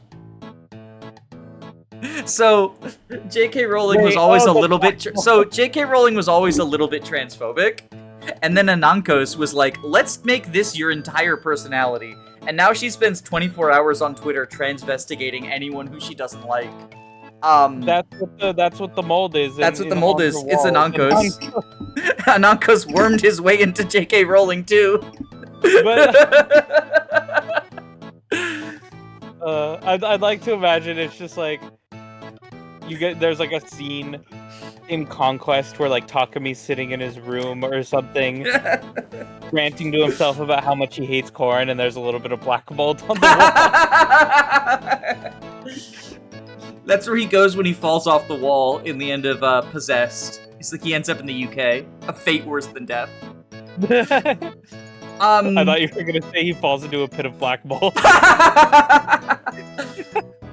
I think we can probably say that he's pretty normal. The thing with the Corrin sexuals is there's not that much to them in the supports. And Gunter doesn't have a huge story role in Conquest. Yeah, I think I'll have more to say about a couple of them, and by a couple of them I mean Shura. Yeah. Shura like, gets a bit more. Azana, I have a couple of thoughts on as well. Mm-hmm. But, do you want to start? I have to let my cats out because they are meowing. Do you want to start on the Crown Prince while I'm doing that? Yeah, sure. Xander is kind of weird to talk about because he's like, I almost want to say exaggerated version of a real personality because he's very much one of the characters I would say like most different across all the routes, just because he's like very emotionally impacted by Corrin's actions. Like in Birthright, he's constantly pissed off and like focused on the idea of killing Corrin and like stopping them. And then you get to Conquest where he's like super in denial of Garen and like him being evil. And then you get to Rev where both him and Ryoma are equally thick-headed about stuff. But I feel like you could argue that that is an exaggerated version of a real personality, which is like someone who is, you know, like a person who's a lot more emotional than they sort of would maybe want to admit, and makes a lot of like hot-headed decisions based off of that. Yeah. But Xander, and you'll especially see that with like you know, you'll see that sometimes with maybe like people who are in authority positions or who are in, you know, who have like people counting on them or looking up to them. Mm-hmm. Will put on that sort of like look of like, oh, I'm trying to be so,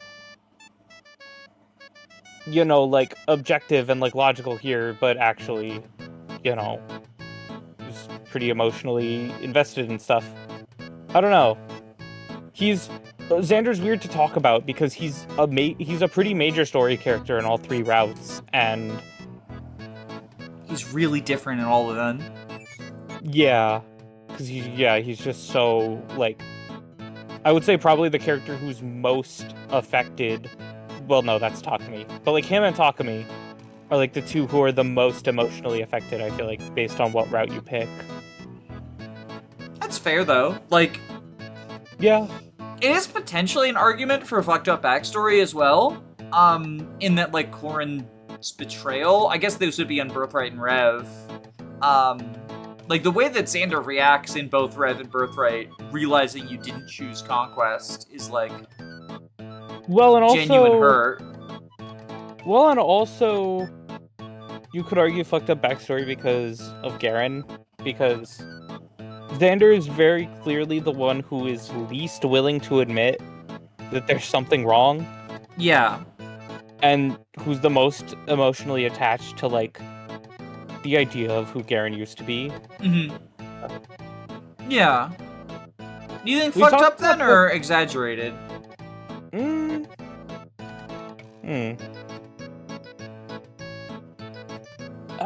I think fucked up backstory is actually fair, because the more I think about it, the more I'm like, yeah, I guess, like, the way that he sort of acts and the way that he emotionally reacts to things is not actually that weird, given how, like, the circumstances, important those events are in his life. Yeah. Speaking of fucked up backstories, do you want to talk about Shura? You said you had things to say. Yeah, Shura is another interesting one where I think fucked up backstory fits in pretty well. Kind of similar to Baruka in a way, or where it's like you can even kind of tell that, like, to a degree he feels guilt, because the thing that they specify in Conquest is that he specifically was the person who Hoshido tasked with capturing Azura. Which is wild that they don't have a fucking support with each other. It makes me think of Ryoma Scarlet, honestly. Like, these two characters are linked in the story, but no. I hate the only Avatar support stuff, like... Well, because the thing is, they do it halfway, right? Because, like, Gunter has a Jacob support, Fuga has a Hayato support, Flora has a Felicia support. So, like, half of them get a support with another character who they're related to, and the other half don't. It's because... I know why. It's because S supports. Azura and Shura, like, I feel like they did not want to make an A support between two opposite gender characters who were not blood related without making an S support.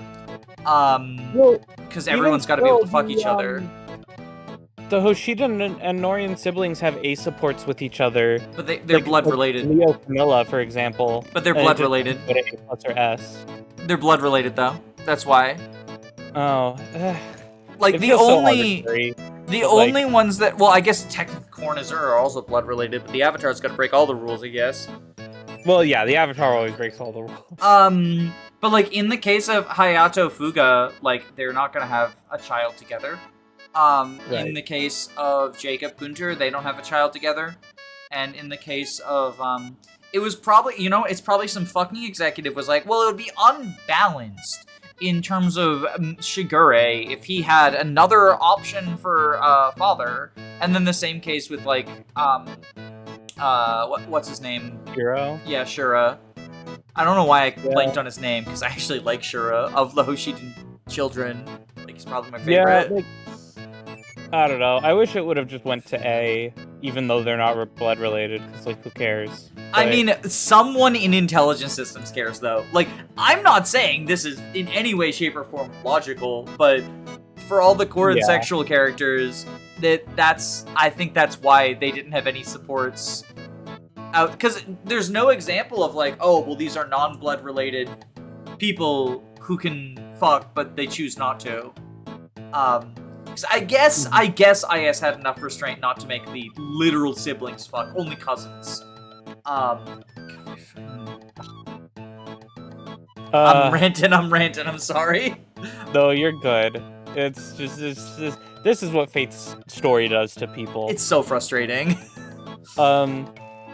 There's a reason I don't talk about it a lot outside of, like, I mean, it can be fun, but also, yeah. There's, like, I feel like there's aspects of the story that I would love to praise in isolation, and then they always come with the asterisks of, like, but this exists in Fates. Yeah. But Shura, it's like, considering he is someone who, like, you know, he's ultimately just kind of, like, fighting for himself and just doing stuff for himself, like, in all 3 routes, and is someone who will sort of do immoral things, like steal from random people and stuff, but ultimately still has a conscience, like, and you know, like, he still, in Conquest, he still, like, does show some guilt for, like, kidnapping Azura, and is like, you know, I did it because it was my job, and because, like, I had reason to, but it doesn't mean I don't necessarily feel good about it. Yeah, I feel like the weird thing about him is his circumstances, but otherwise, he's a pretty normal guy. Yeah. Yeah. I like Shura. I wish he was a good unit. I wish that he had, like... Yeah. Yeah. It's also funny that, like, on the one route where he's best as a unit is also the one where, like, as a character, he's probably worst, because at least in the other 2, he gets to, like... Well, no, actually, in Birthright, he does not get to confront Mokoshu, does he? No. Yeah, no, that's the other fucked up thing, is that the one route where he can take on Mokoshu is the one where you can trade him for boots. And you probably should. Yeah. Flora. Flora is kind of funny. So the whole joke with her and Feilica is that, in a lot of Feilica supports, people comment that, you know, for how clumsy and bad you are as a maid, you're a surprisingly good fighter. And the whole kind of joke is that Flora is the opposite, where Flora is an excellent maid, but never really liked or was never really good at combat. This is reflected in their viability as units. But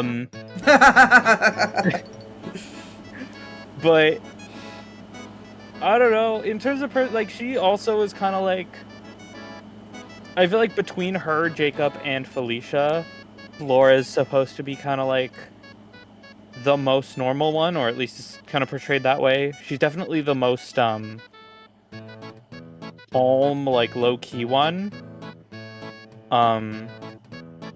But then you also have stuff like Birthright, where she does what she does in Birthright. In both Birthright and Rev, her, like, story moments, and honestly, even Conquest, her story moments are, like, really weird. Yeah, but it's like, it's mainly, I think, Birthright, though, more so than the other 2. That's the one where she kills herself, right? Well, yeah, and in extremely dramatic fashion. Setting herself on fire. Yeah. Which also, like, isn't she from the Ice Tribe? So how does she do fire magic? Don't think about it too much. But also because I think the reasoning was something along the lines of, like, now that I've failed, Garen will kill the Ice Tribe. Therefore, I'm gonna kill myself. As opposed to, like, in Rev, now that I've failed, Garen will kill the Ice Tribe. Therefore, I'm going to take the Ice Tribe into hiding. That makes a lot more sense, actually. Yeah, it's like, oh, that makes a lot more sense than, it's literally just like they needed an excuse to not have Flora join in Birthright, but... Yeah. I don't know. I feel like... there's not that much to her beyond her presence in the story, right? Yeah, like... I kind of want to say the writers are the weird ones here, because, like, much like with Kaze falling off the cliff, that's just so out of nowhere. And people say Birthright is the best story, by the way. I don't believe that, but... Yeah. As bad as it is, I almost want to say that Conquest has the best story, just because there's, like... It's... Which is wild to say. I know, but, like, right? But also, I don't know. Conquest has the most things in it that, like... the most, like, aspects of it that could have been good. I don't know. Part of me feels like the reason Birthright gets labeled as the best story is people don't play Birthright as often.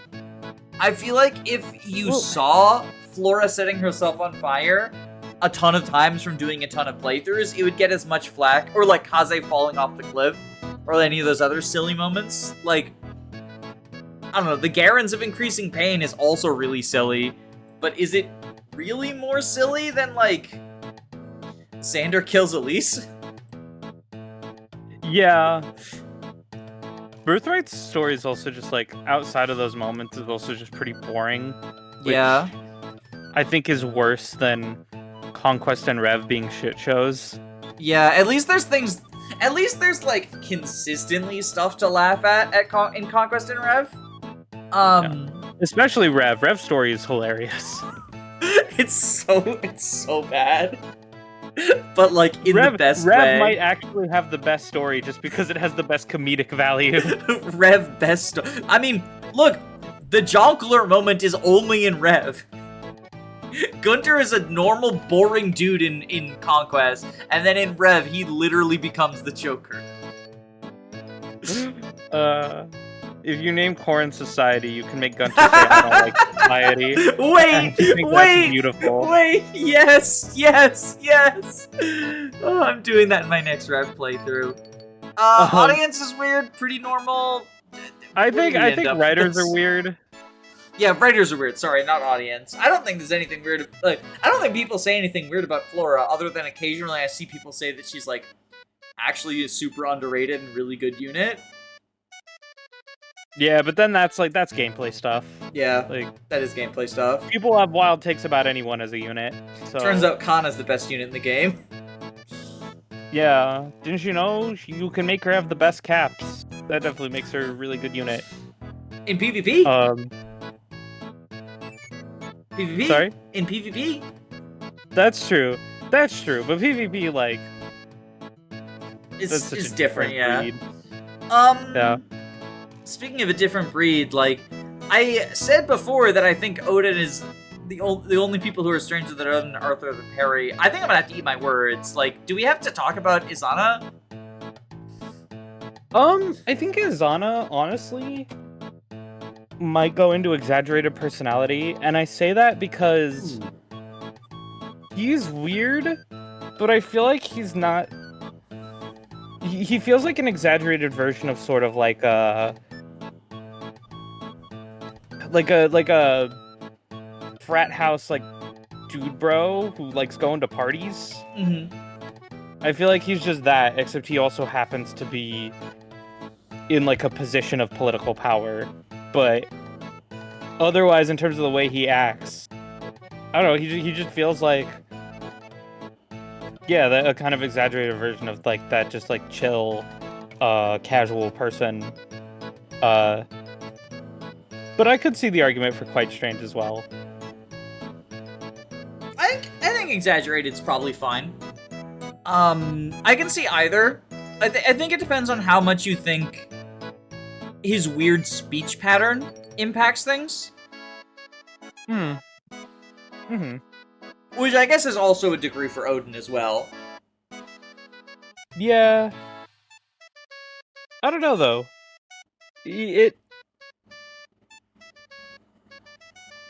Trying to think. Because I would have to... I also admittedly, like... I don't think I've ever read his Corrin support.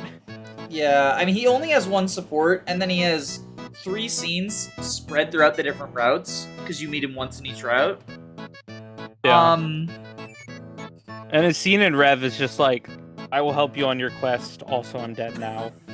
They needed to kill him off in Rev, so that they could give you... I mean, thank fucking God, though, because, like, then we get Fuga, one of the best units in the game. Yeah, Fuga's, yeah. So, but I don't know. It's also, he's I think, maybe one of the units, all of Fates who we just, like, have the least to say about. Both as a character and as a unit. He's very straightforward. He doth exist. He gives me free rally magic in Conquest. That's enough for me to appreciate him. Sometimes. He also gives you free rally magic and birthright. Like, that's also appreciated if you're playing the bad route. That's true, but it's also a lot rarer in Conquest. But yeah, that's it for Gen 1. Should start talking about Gen 2, I guess. I did initially have a child tier, because I do think there's some people who act, like, weird, but because they're children, and I'm more like, kids are weird, right? But I also feel like, to some extent, like, if they're weird for an adult as a child, but not weird for a child as a child, then, like, normal is probably where they fall in. And if they're, like, exceptionally, like, weirder than the average kid would be, then probably somewhere in the other tiers. Yeah, like, we have to rate them relevant to other kids. And there are also some people who, I think, like, might belong in some of these ones as well. Yeah, so... Kana... I feel like Kana's pretty normal. Kana feels...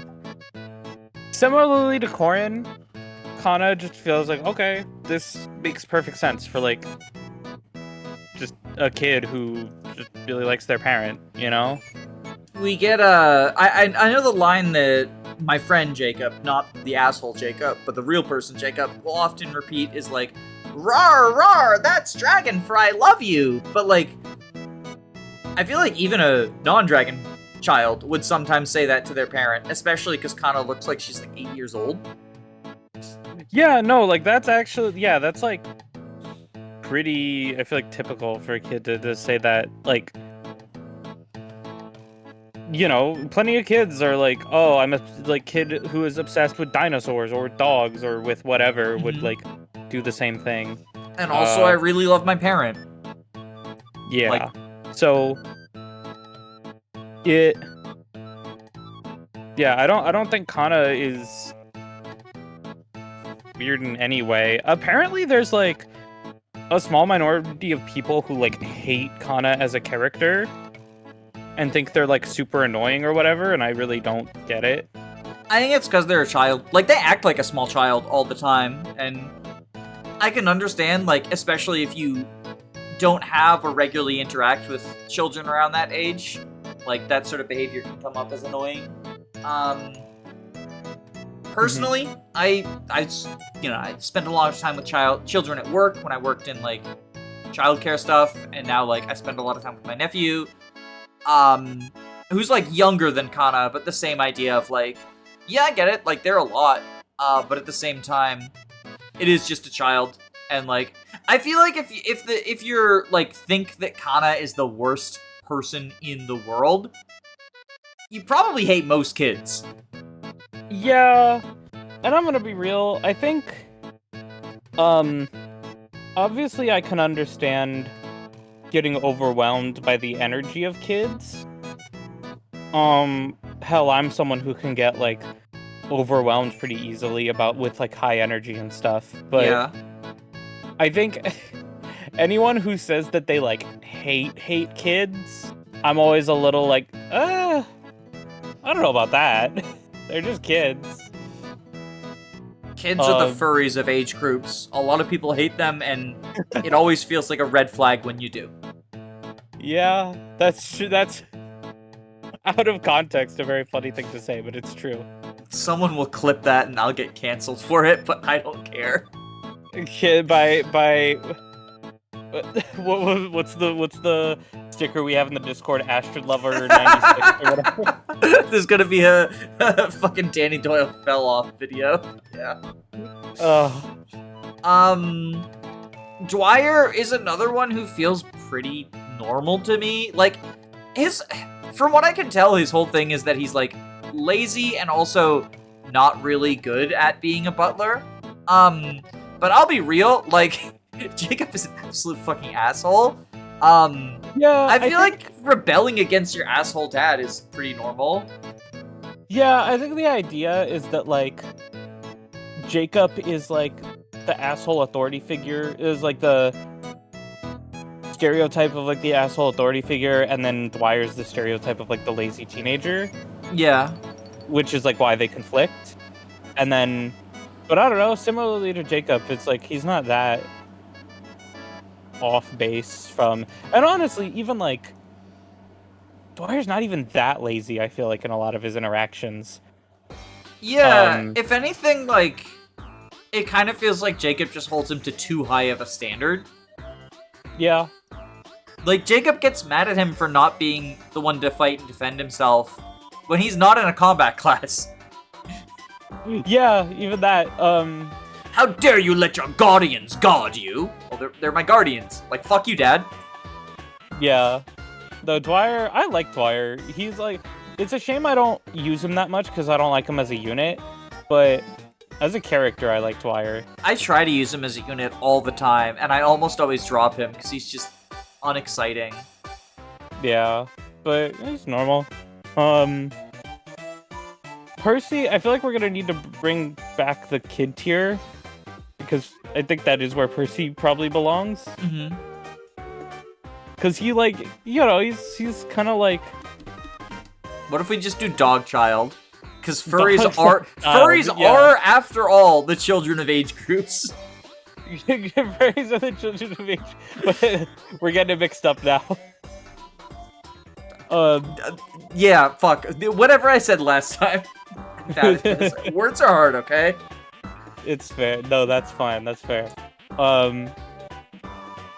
Percy, yeah, like he like role plays the whole superhero thing and like sidekick thing, but also I don't know, kids do that a lot. Like kids role play stuff on like the playground with each other all the time. Especially because like his dad is super into it, right? Like, and part of it is like his the way that he bonds with Dad. Yeah. Yeah, he's. Again, this is another, like, I wish the Deep Realms didn't exist, because otherwise Arthur and Percy have a super wholesome relationship. He's his sidekick! It's Batman and Robin! Yeah, it's cute. But yeah, and also, like, Ace, like, he just, like, cause his wyvern, he calls him Ace, but, like, he just treats his wyvern like his pet dog. Like, yeah. He's just a boy and his dog. Which, honestly, better than a lot of people treat their mounts in Fire Emblem. Yeah, that's true. I don't know. I feel like now I'm wishing he was an engaged character so he could be a wolf knight and Ace was actually his dog. If only. That'd be cute. If only. But speaking of people in Fire Emblem who have a relationship with their mounts. Oh yeah, Sophie and her horse, who you almost always like reclass her out of if you're using her. Yeah. Sophie also feels like pretty normal. I wouldn't say she's quite as like she's definitely not as bland as her dad. From what I and it's been a minute since I've read any of Sophie's supports, but from what I remember, she's kind of like a she's like mischievous to a degree. And you know, like she wants to do a good job with like raising her horse and like being a good kid and a good fighter, but she's also just like, you know, kind of a little mischievous, gets into a little bit of trouble while doing it, but also she's a kid. That makes sense. She's also like a slightly less cartoonish version of Feilica, from what I remember, in that she's pretty klutzy. Oh, yeah, that's true. It's not to the extent where, like, it feels like a cosmic being is cursing Feilica to trip every 5 seconds. But, like, her paralogue she's like, okay, we gotta run away. No, you're running towards the enemies. Oh, no! And I believe Yeah. her personal skill is, like, she's such a klutz that she accidentally rips off the enemy's clothes, which is, like, really, not great, but... Yeah, it's actually, so, it's not that she's a klutz, so much of a klutz that she does it, it's that because she's a kid, she thinks it's funny to, like, take off the enemy's clothes. It's like, oh, haha, I'm gonna embarrass them. I feel like the writers are telling on themselves because a lot of them also think that's very funny. I was gonna say, yeah. So... Which, like, to be fair, I do think there is some humor to be derived from, like, haha, look, this armor knight is in their tighty-whities. But then there's, like, the weird stuff of, like, well, they made the female characters look sexy. Right. It's like...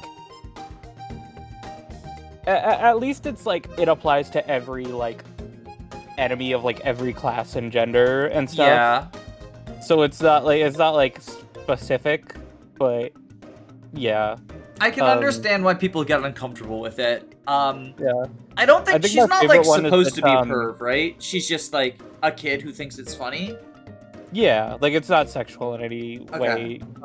That's good. I didn't want to have my opinion of her tampered, tarnished, whatever. Yeah. I think my favorite one is the generic berserkers wear, like... I think they wear, like, polka dot boxers or something. That's funny. It's very funny. But, yeah, I don't know. I feel like she's a pretty normal kid. Maybe you could say, like, exaggerated version of a real personality. Yeah, either that or normal. Yeah. I'm gonna say maybe slightly exaggerated, because, like, I don't think there's too many people who would, like... Well, I was gonna say, I don't think there's too many people who would, like, disrobe people to prank them, but then I remembered, like, pantsing someone is a common enough prank that there's a fucking word for it. Yeah, like, especially among kids in, like, sort of, like, elementary, middle school. So yeah, maybe she's just normal. Yeah. Yeah. Next we get to a really interesting one. Yeah, is Ophelia in child tier or strange tier? So, I feel like...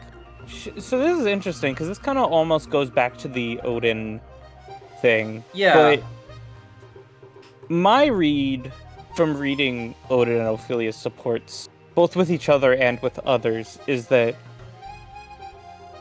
for Ophelia... Because we talked kind of earlier for Odin about how Odin puts on his sort of act because it's so, like, what he's used to and what he feels like he has to do. Mm-hmm. Ophelia, it's a lot more sort of, like, for fun. Mm-hmm. And she notably,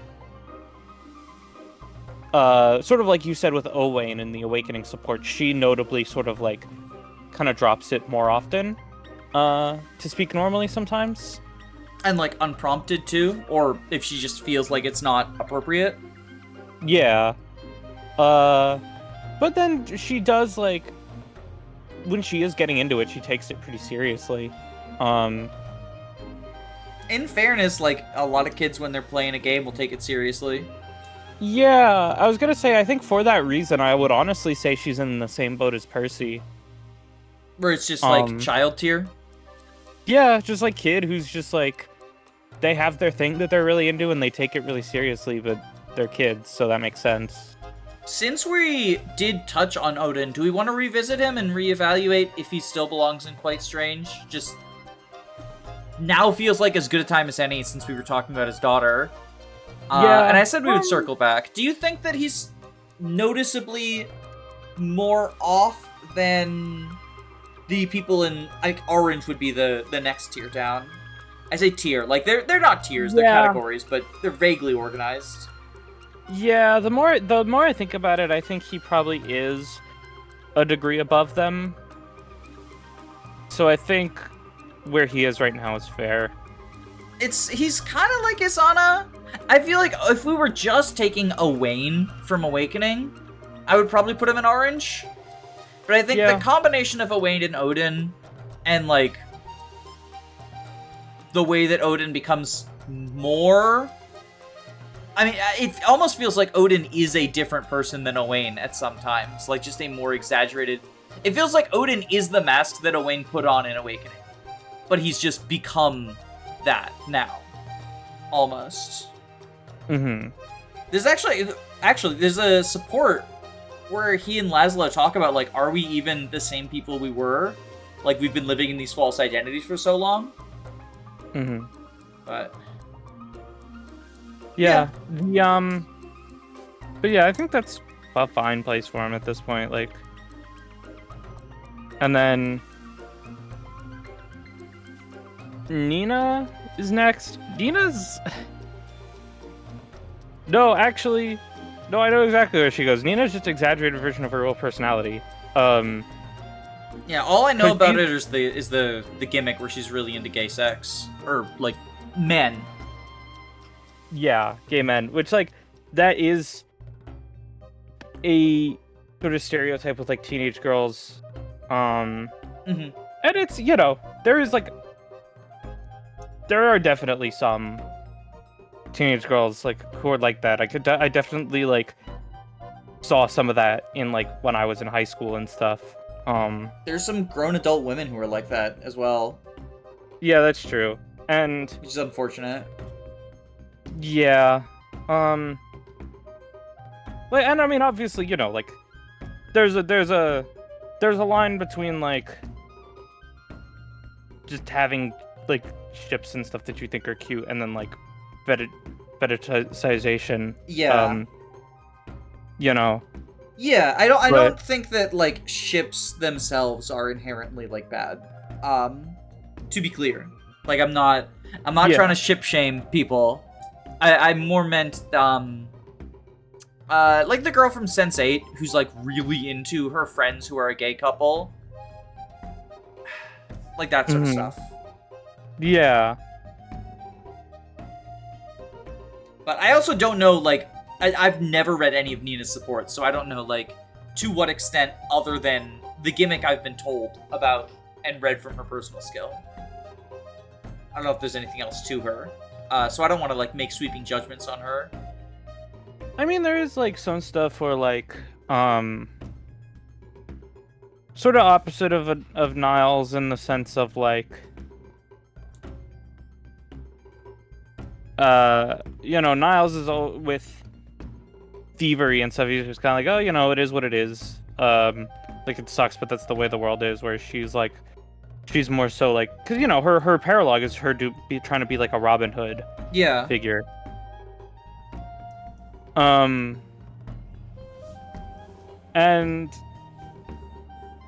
that's like,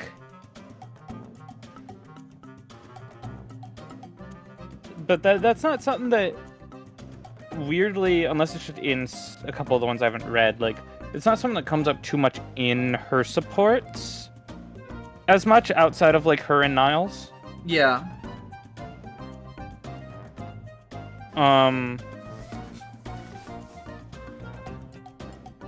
But otherwise, it's like her,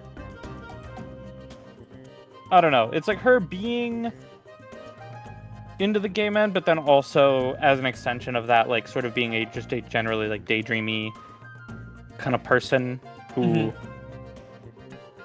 people watches and stuff. There's an interestingly, it almost feels like a like Louis before Louis. Yeah, I was gonna say like a Louis and Chloe thing, but, like, I think I like it on those two more. I don't know. My favorite Nina support is the Soleil one where they argue about Yuri and Yaoi. Oh my god. I feel like I need to read that now. It's funny. It's funny. But yeah, I don't know. I don't have a ton to say about, like, Nina. For like one of my more used Gen 2 units, not really one that I have a ton to comment on personality-wise. Yeah. I feel like we're gonna be repeating ourselves, because unless you have some sort of super insight into Shigure, he kind of just feels like white bread 3.0 to me. Shigure is interesting. I almost want to put her. I almost want to put him in yellow tier. But then that's also sort of me going into like Heirs of Fate, because he gets more dialogue and screen time there than the main story. He does, like, everyone he ever knows dies off screen right before he joins the army, and it feels like it does not affect him whatsoever, which is a little bit Fate's writing moment. Yeah. But then also, like, yeah, it definitely is. That idea is definitely touched on more in Heirs of Fate, where, because in that storyline, he feels the burden of losing Azura a lot. Mm-hmm. Like, even more so than, like, a lot of the other kids. Yeah. And he also, he sort of, I guess, is sort of the idea of, like, the kid who had to grow up fast. And they talk about it in his Azura support, where he's like, if you know, if something happens to me, you have to protect the amulet, because it's like the source of her power and stuff. And he gets it in his portrait for the Heirs of Fate. Yeah. Cool. Yeah, but there's that sort of element of, like, I guess similarly to Leo in a way, like putting that pressure on him, because, like, oh, if something happens, you need to be there to pick it up. But I don't know. It's either that or pretty normal, because outside of that, he's just pretty chill, not really much, like, exaggerated. I'm going to petition for putting him in pretty normal, because adding a second line will make it easier to line up my layout. I will probably need to adjust it once we do, but okay. There's like a little bit of white on the top and bottom of the screen. Yeah, fair enough. And so if I do this, perfect. There we go. Petition successful. I'm assuming that we won't flood. I guess the only other potential one would be exaggerated version of reality, but yeah, we'll see. Also, I think Midori's probably pretty normal. Like, either that or child. Yeah, the only thing is, like, I guess similarly to what we talked about with Mozu, she has the weirdly, like, really talented at what she does for being a kid. Mm-hmm. Like, yeah, like getting gold bars. Yeah, getting well, but also just, like, yeah, like the being an apothecary who, you know, is, like, developing these medicines and stuff. But also, like, there are kids who are really good at something from a young age just because they're passionate about it, you know? I also read some amount of her skill is coming from luck, because she's supposed to be super lucky. Mm-hmm. Reflected in her personal skill and her stat spread. Yeah. And so, like, not to say that, like, everything she does is just, like, damn, things went right for me. But to some degree, I would say, like, you know, she happened to find the special dragon herbs she was looking for as soon as she started. I don't know, that feels kind of lucky. Yeah. The only other thing is that she refers to herself in the third person sometimes, but also, like, kids do that sometimes. Midori!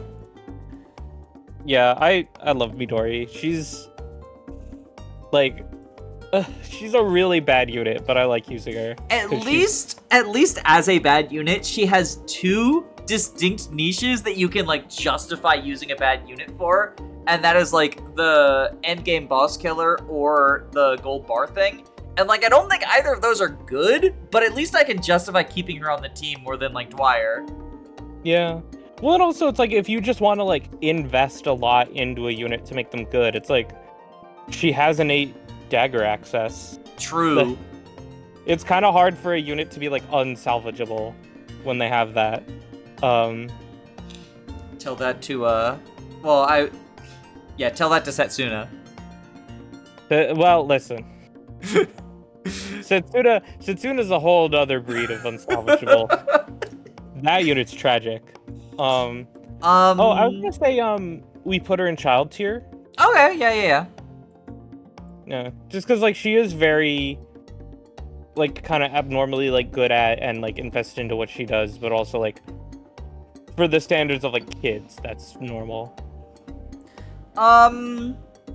Speaking of innate dagger access and children, And my favorites. let's talk about your favorite. Yeah, I'm gonna mute my mic and just let you go off. Because I feel like I have a couple of opinions on Soleil, but I feel like you have way more to say than I do. Yeah, we released videos on this unit. Go check those out if you haven't. I'll link them below if I remember. Otherwise, comment and tell me to. Okay. But yeah, I mean, we've talked about like Soleil as a unit and Soleil as representation and all that good stuff. But even just putting all of that aside, I just love Soleil's personality. Like, you know, very sunshiny, you know, plucky, but also not to like a super exaggerated degree, because you know, she still voices like worries and stuff, and it's like pretty grounded in reality to an extent. I think she's also like one of the older kids in the bunch, and she's sort of like more like late teens, definitely older than like Percy or Midori, and I feel like that shows. And it also shows with like, you know, she is very flirtatious and like, you know, tries to like get dates with like girls and stuff. But for one, she's learning from example because of her dad. And two, I don't know, like, yeah, there are teenagers who are like that. And, you know, like that's not too out of place either. So I feel like you could argue for like exaggerated version of her real personality, just because it is pretty emphasized how sunshiny and optimistic she is, and like how flirtatious she is, but ultimately not to like a huge extent. Yeah, I think that's fair. I also think like the sunshiny stuff, I think it's her Laszlo support where she like learns that you don't need to put on the exaggerated smile all the time, or maybe that's in the chapter itself, I forget. But sort of the like leading by example, like she got a lot of her I wouldn't even necessarily say eccentricities, like quirks from Laszlo. Yeah, and I think it's just kind of to be expected, being raised by him and ignoring the deep realm, having such a close father-daughter relationship with him, picking up on a lot of his traits, the good and the questionable ones. Yeah. Also, like, point 3, she hits on the generic villager portrait, and, like, have you seen that portrait? I feel like, I don't know, she's got good taste, I guess? Yeah, no, I'd agree. Like, maybe that explains away the womanizing, as she's just, like, is around pretty women. Yeah, and I also love the detail of like she's terrible at dancing. Like she wants to be good at dancing to impress women, but she's not good at it. Like Olivia and Laszlo. Yeah. Well, and the funny thing is that like Olivia is the only one who like, at least mechanically, is good at dancing, and like lore-wise, she's good enough. Like in the family, I mean, good enough at dancing to like inspire people. But she's also portrayed as the most klutzy of the three of them. And she's just like, I trip over myself when I'm walking, but somehow I don't when I'm dancing. I think trips over herself when she dances. Mm-hmm. It's a cute like running thing with the family. Yeah. Ignatius?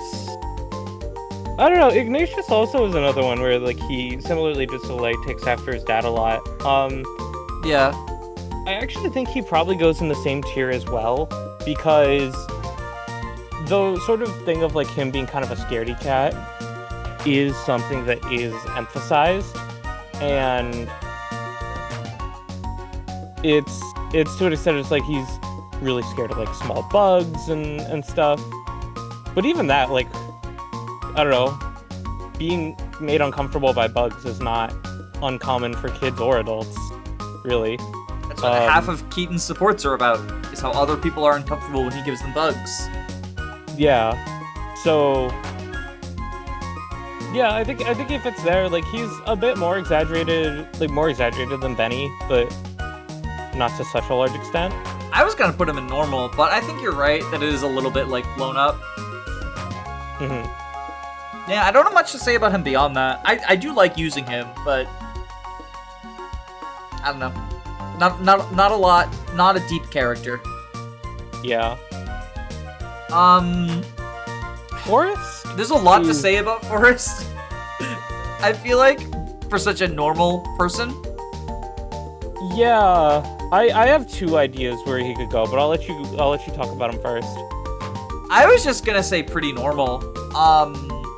I think that, so, like, obviously there is the fact that he is really into effeminate stuff, specifically dresses and sewing and, like, being pretty. Sort of Rosado before Rosado. I don't think it's handled as well with Forrest as with Rosado. I'm not a fan of some of the stuff, but I do like the general idea of a guy who is not, like, at the very least, confident that he's not trans, or, you know, not trans feminine, we don't know. But also isn't afraid to show his interest in things like dresses and whatnot. And I like that aspect of him. I think his relationship with Leo is, like, a little bit rocky. But I do think they end up on a good foot, whether or not, like, you want to, I don't know, I think there's a lot to dive into in that, and I'll probably eventually make a video on it. But I feel like he's just kind of normal. Do you? Yeah. How do you feel about him? So, yeah, like him and Leo even, it is, again, it's like outside of the deep realms.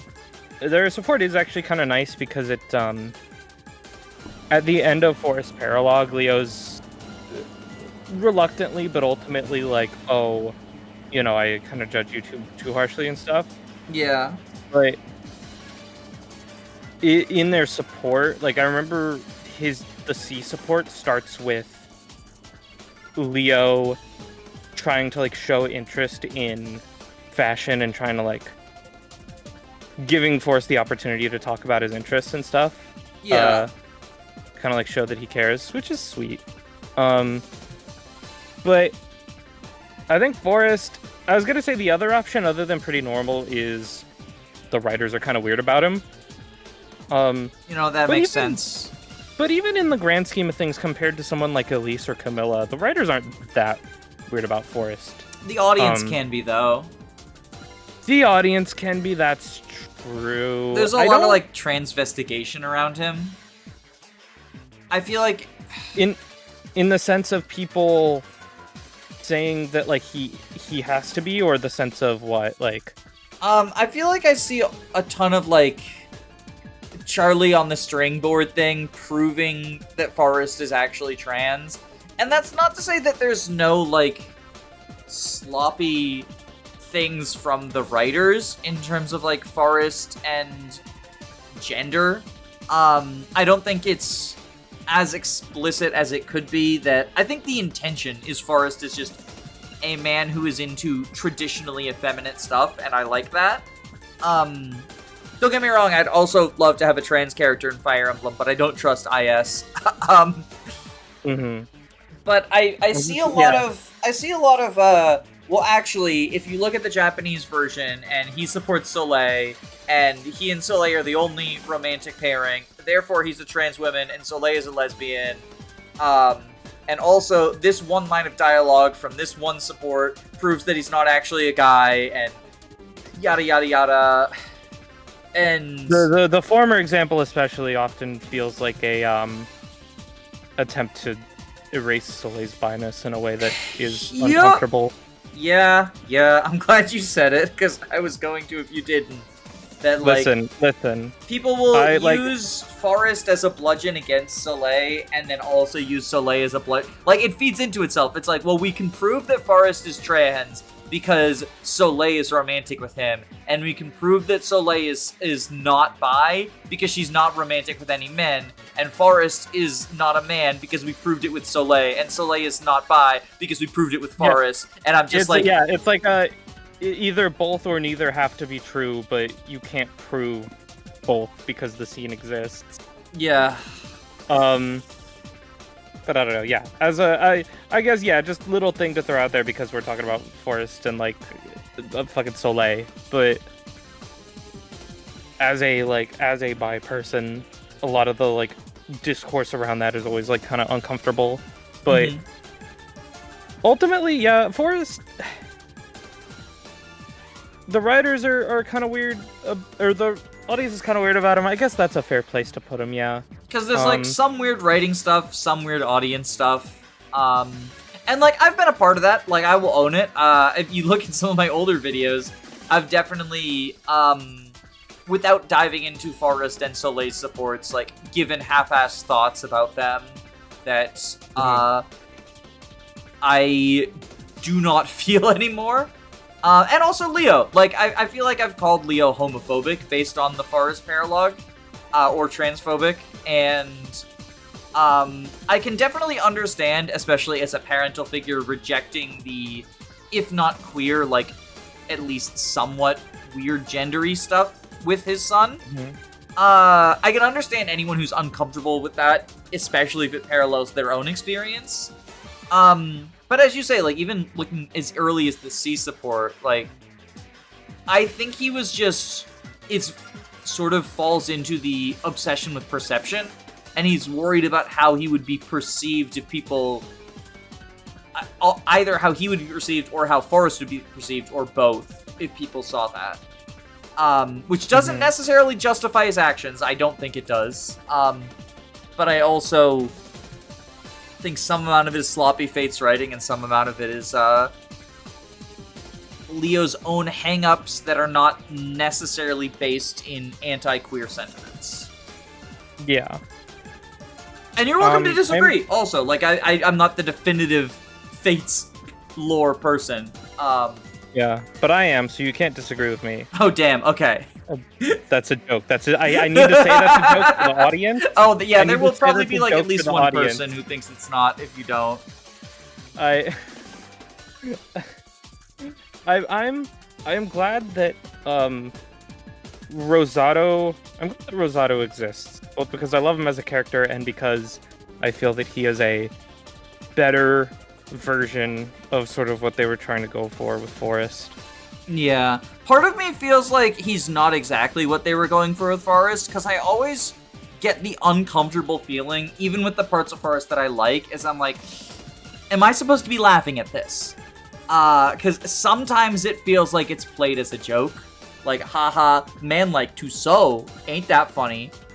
Yeah, maybe. I always felt like you weren't, because I feel like if you were, they wouldn't have made his support with Leo, so, like, Leo genuinely trying to be interested and care about it. That's fair. Yeah. I don't know. We can speculate all day, and we can never know. Yeah. What I can also speculate about... Oh, my God. Okay, we're gonna immediately put this in the audience as weird, right? Yeah. So speaking of people the audience are weird about, do you want to do the daddy rant, or do I? I feel like you've been waiting the whole video, so I'll let you go ahead. So, I'm just gonna say it, like, as someone who is somewhat involved in the kink community, I understand that the word daddy has taken on a connotation within that subculture that is sexualized, that is separate from its original, like, usage, because it was usually used by children to refer to their father. Velouria is, I don't know how old she is. To me, she reads somewhere between, like, 14 and 16 years old. And she calls her father, who she loves, daddy.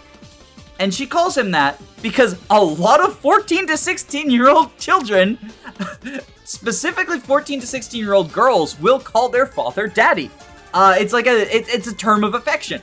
And so many people take the fact that she says daddy and immediately go, well, she wants to fuck her father. That's weird. She wants to fuck her father because she uses the word daddy to refer to her father.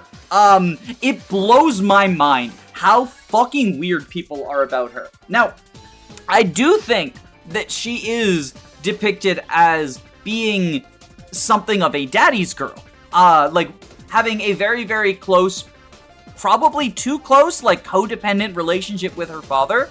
And I think that that's the sort of thing that shows up in a lot of cartoons and sitcoms. In fact, the teenagers who call their father daddy often do so because they have the sort of daddy's girl, I'm gonna get what I want, daddy will do what daddy will do what I want, mommy's not gonna give me the car, but if I ask daddy, he'll let me use the car. And there's something to be said about, like, I don't think she has the healthiest relationship with her father, just with that in mind. They are a little bit, codependent, I guess would be the word for it. But she doesn't want to fuck him. Like, Jesus Christ. She does not want to fuck her father because she calls him daddy. She calls him daddy because she's a child and he's her daddy. Like, that's all it is. That's all there is to it. Well, and also, I think there's also something to be said for, like, she is also a dog. There is that too, yeah. And, like, the idea of being very attached and loyal to an individual, that's a dog thing. Like, being attached to and loyal to and, like, really caring for, you know, like, your owner, authority figure, whatever, like, that's a dog thing. Like, that makes perfect sense, I think, for her to, and I think that is the reason that they gave, of all kids to give that trait, they gave it to Velouria specifically. Which just even further makes the sexualization of it so weird. And yeah, like, I think that she, like, comments about his smell at one point as well. Which, again, that's a dog thing. And that is often used as, like, evidence of, like, oh, she cares about how he smells, therefore, like, wants to fuck him. But, like, I don't know. The Velouria wants to fuck her dad crowd, like, drive me insane, because it just comes out of nowhere. Yeah, like, I'm having my Gunter moment. I'm having a Gunter moment right now. I am going to become the Gunter. Well, it's simple. If you think Velouria wants to fuck her dad, I don't like you. Yeah, I'll say that. Yeah. I mean, yeah. Fuck it. It feels very much like a, I've been online so much, or I've been, like, thinking of it this way so much that, like, I can't see it as any other way. Like, I'm just gonna, like, I see it, and then any other reasoning just goes out the window. It's silly. I've also seen some people say, like, oh, it would make sense if it was, like, Midori or Percy, like, the younger children, right? Kana, that sort of thing. Even Sophie, but, like, Velouria is clearly a teenager, and I would agree Velouria is one of the older children. Therefore, she should not be referring to her father as daddy. I know adults, like, who call their father daddy, just because that's the term that they grew up with, the term that they always used. Even outside of that, like, teenagers are still children. I don't know, I feel like the Velouria is old enough that if she's saying daddy, it means she wants to fuck him, is similar to, like, at least act like the adult that you technically are. I feel like it's like, she's still a teenager.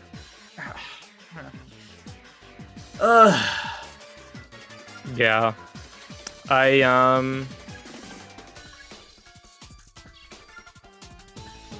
What was I gonna say? I fucking, it's melted my brain. My thought went out the window. Like I said, I'm like part of the kink community. know that Daddy has another meaning within that community. I don't think that Fire Emblem Fates was trying to make the Little Red Robin character be that. Like, I feel like that's just... Like you say, corners of the internet unable to view something through a lens other than that. Yeah. Even I don't do it with my parents, but, like, there's a family member, too, where it's, like, I just call them the term that I've called them since I was a kid, because, like, you just get used to that, and, you know, like, both you and that person just get used to that, so... Yeah, things like, I call my grandparents, one set of grandparents, because there was Grandma and Grandpa, but then the other set was Nana and Gramps. And I know some people will say, like, Mima and Hee-Haw for, like, their grandparents. There's all sorts of, like, little terms that people will call their relatives growing up, and even if you arguably grow out of it, like, sometimes it's just the term of endearment. Yeah. Yeah, like, in my case, it was, when I was a really little kid, I couldn't quite say auntie, so I called my aunt TT, which I still do. So, like, we had an Aunt Kathy and an Auntie Kathy because wanted to differentiate them, and then we just call her Auntie. Yeah. So, yeah, I don't know. It's so the fucking. Yeah, that tier was made for Velouria, but also, like, it has to be, I think, made for Velouria, because people are so unnecessarily weird about it. Yeah, Velouria and Camilla and Elise were the three that I was initially thinking of when I made that tier. Camilla and Elise because the writers are really weird with them, and then Velouria... I don't even necessarily think there's any weird writing about Velouria. Like, I don't think will there not is, yeah. really compliment Fate's writing very often. And this isn't a compliment, it's just absence of an insult, but, like, I don't think there is anything weird in the writing of Velouria's supports, because I've read through her supports with her dad, and I've read through the dialogue of her, join chapter, so unless, like, she tells Ophelia, by the way, don't tell anyone, like, in her C support, she's like, hey, Ophelia, I want to fuck my dad, like, I don't see anywhere else where any undertones or overtones would come up, so, like, I don't know, stop being fucking weirdos about the word daddy. Like, I get it. It has a sexual meaning in some other stances. Are you gonna tell me that, like, Commissioner Gordon is super into BDSM because he uses handcuffs on the Joker? No! Fuck off! He could be, but... Not the point. Alright, I think we're done talking about Velouria. Yeah, a bit of a bland one to end on. I have nothing to say about this guy. Go. I've never used him, I've never read his supports. Like, I did his chapter once and I hated it.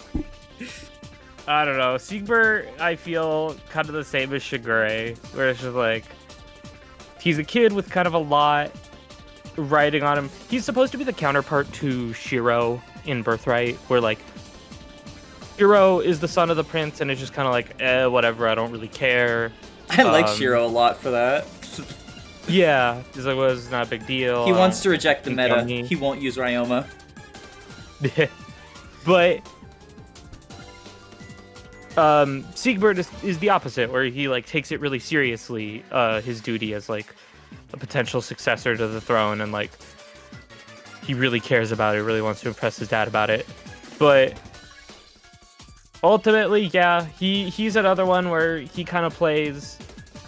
He almost feels like the Silas of Gen 2 supports, where, like, he has something that he's passionate about, is, like, dedicated towards, but for the most part is just, like, I'm gonna play the straight man for the other characters. That's so real.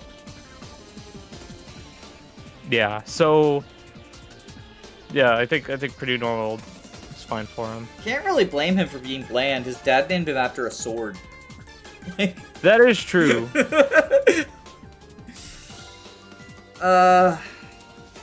Yeah, looking at the list, does anyone stick out as, like, maybe they're in the wrong spot, or, like, anyone you want to talk a little bit more about? No, this is looking pretty right, I think. Alright. Surprisingly, not many characters in Fates are that weird. I say surprisingly.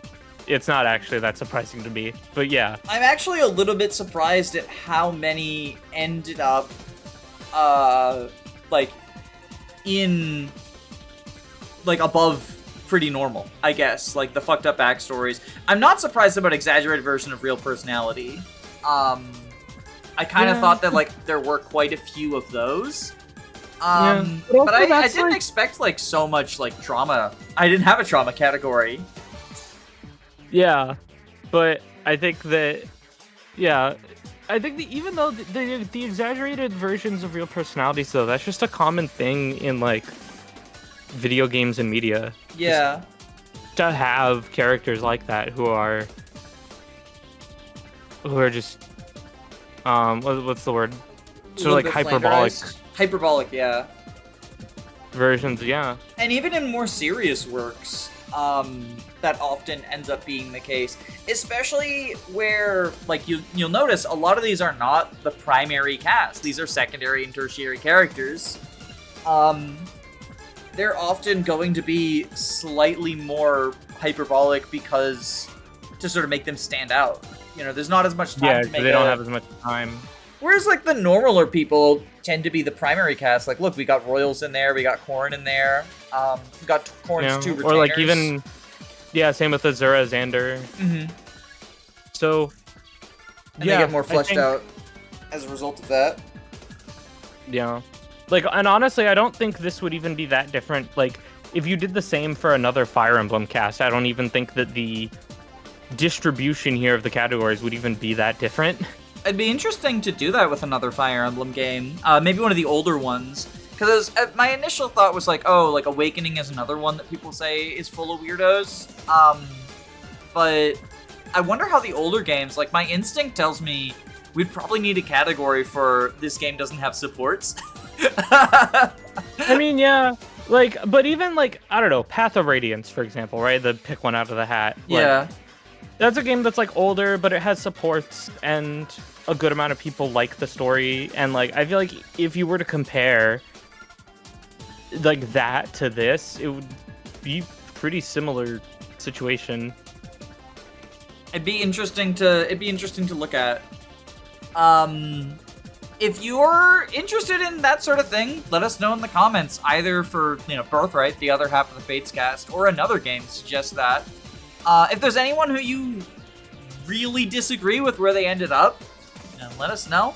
Unless it's Velouria, in which case, don't talk about how you think she wants to fuck her dad. I'll have an aneurysm. Yeah. Or, I don't know, maybe if Silas is... Maybe we both missed the support where Silas does something incredibly out of pocket. The Silas Perry support.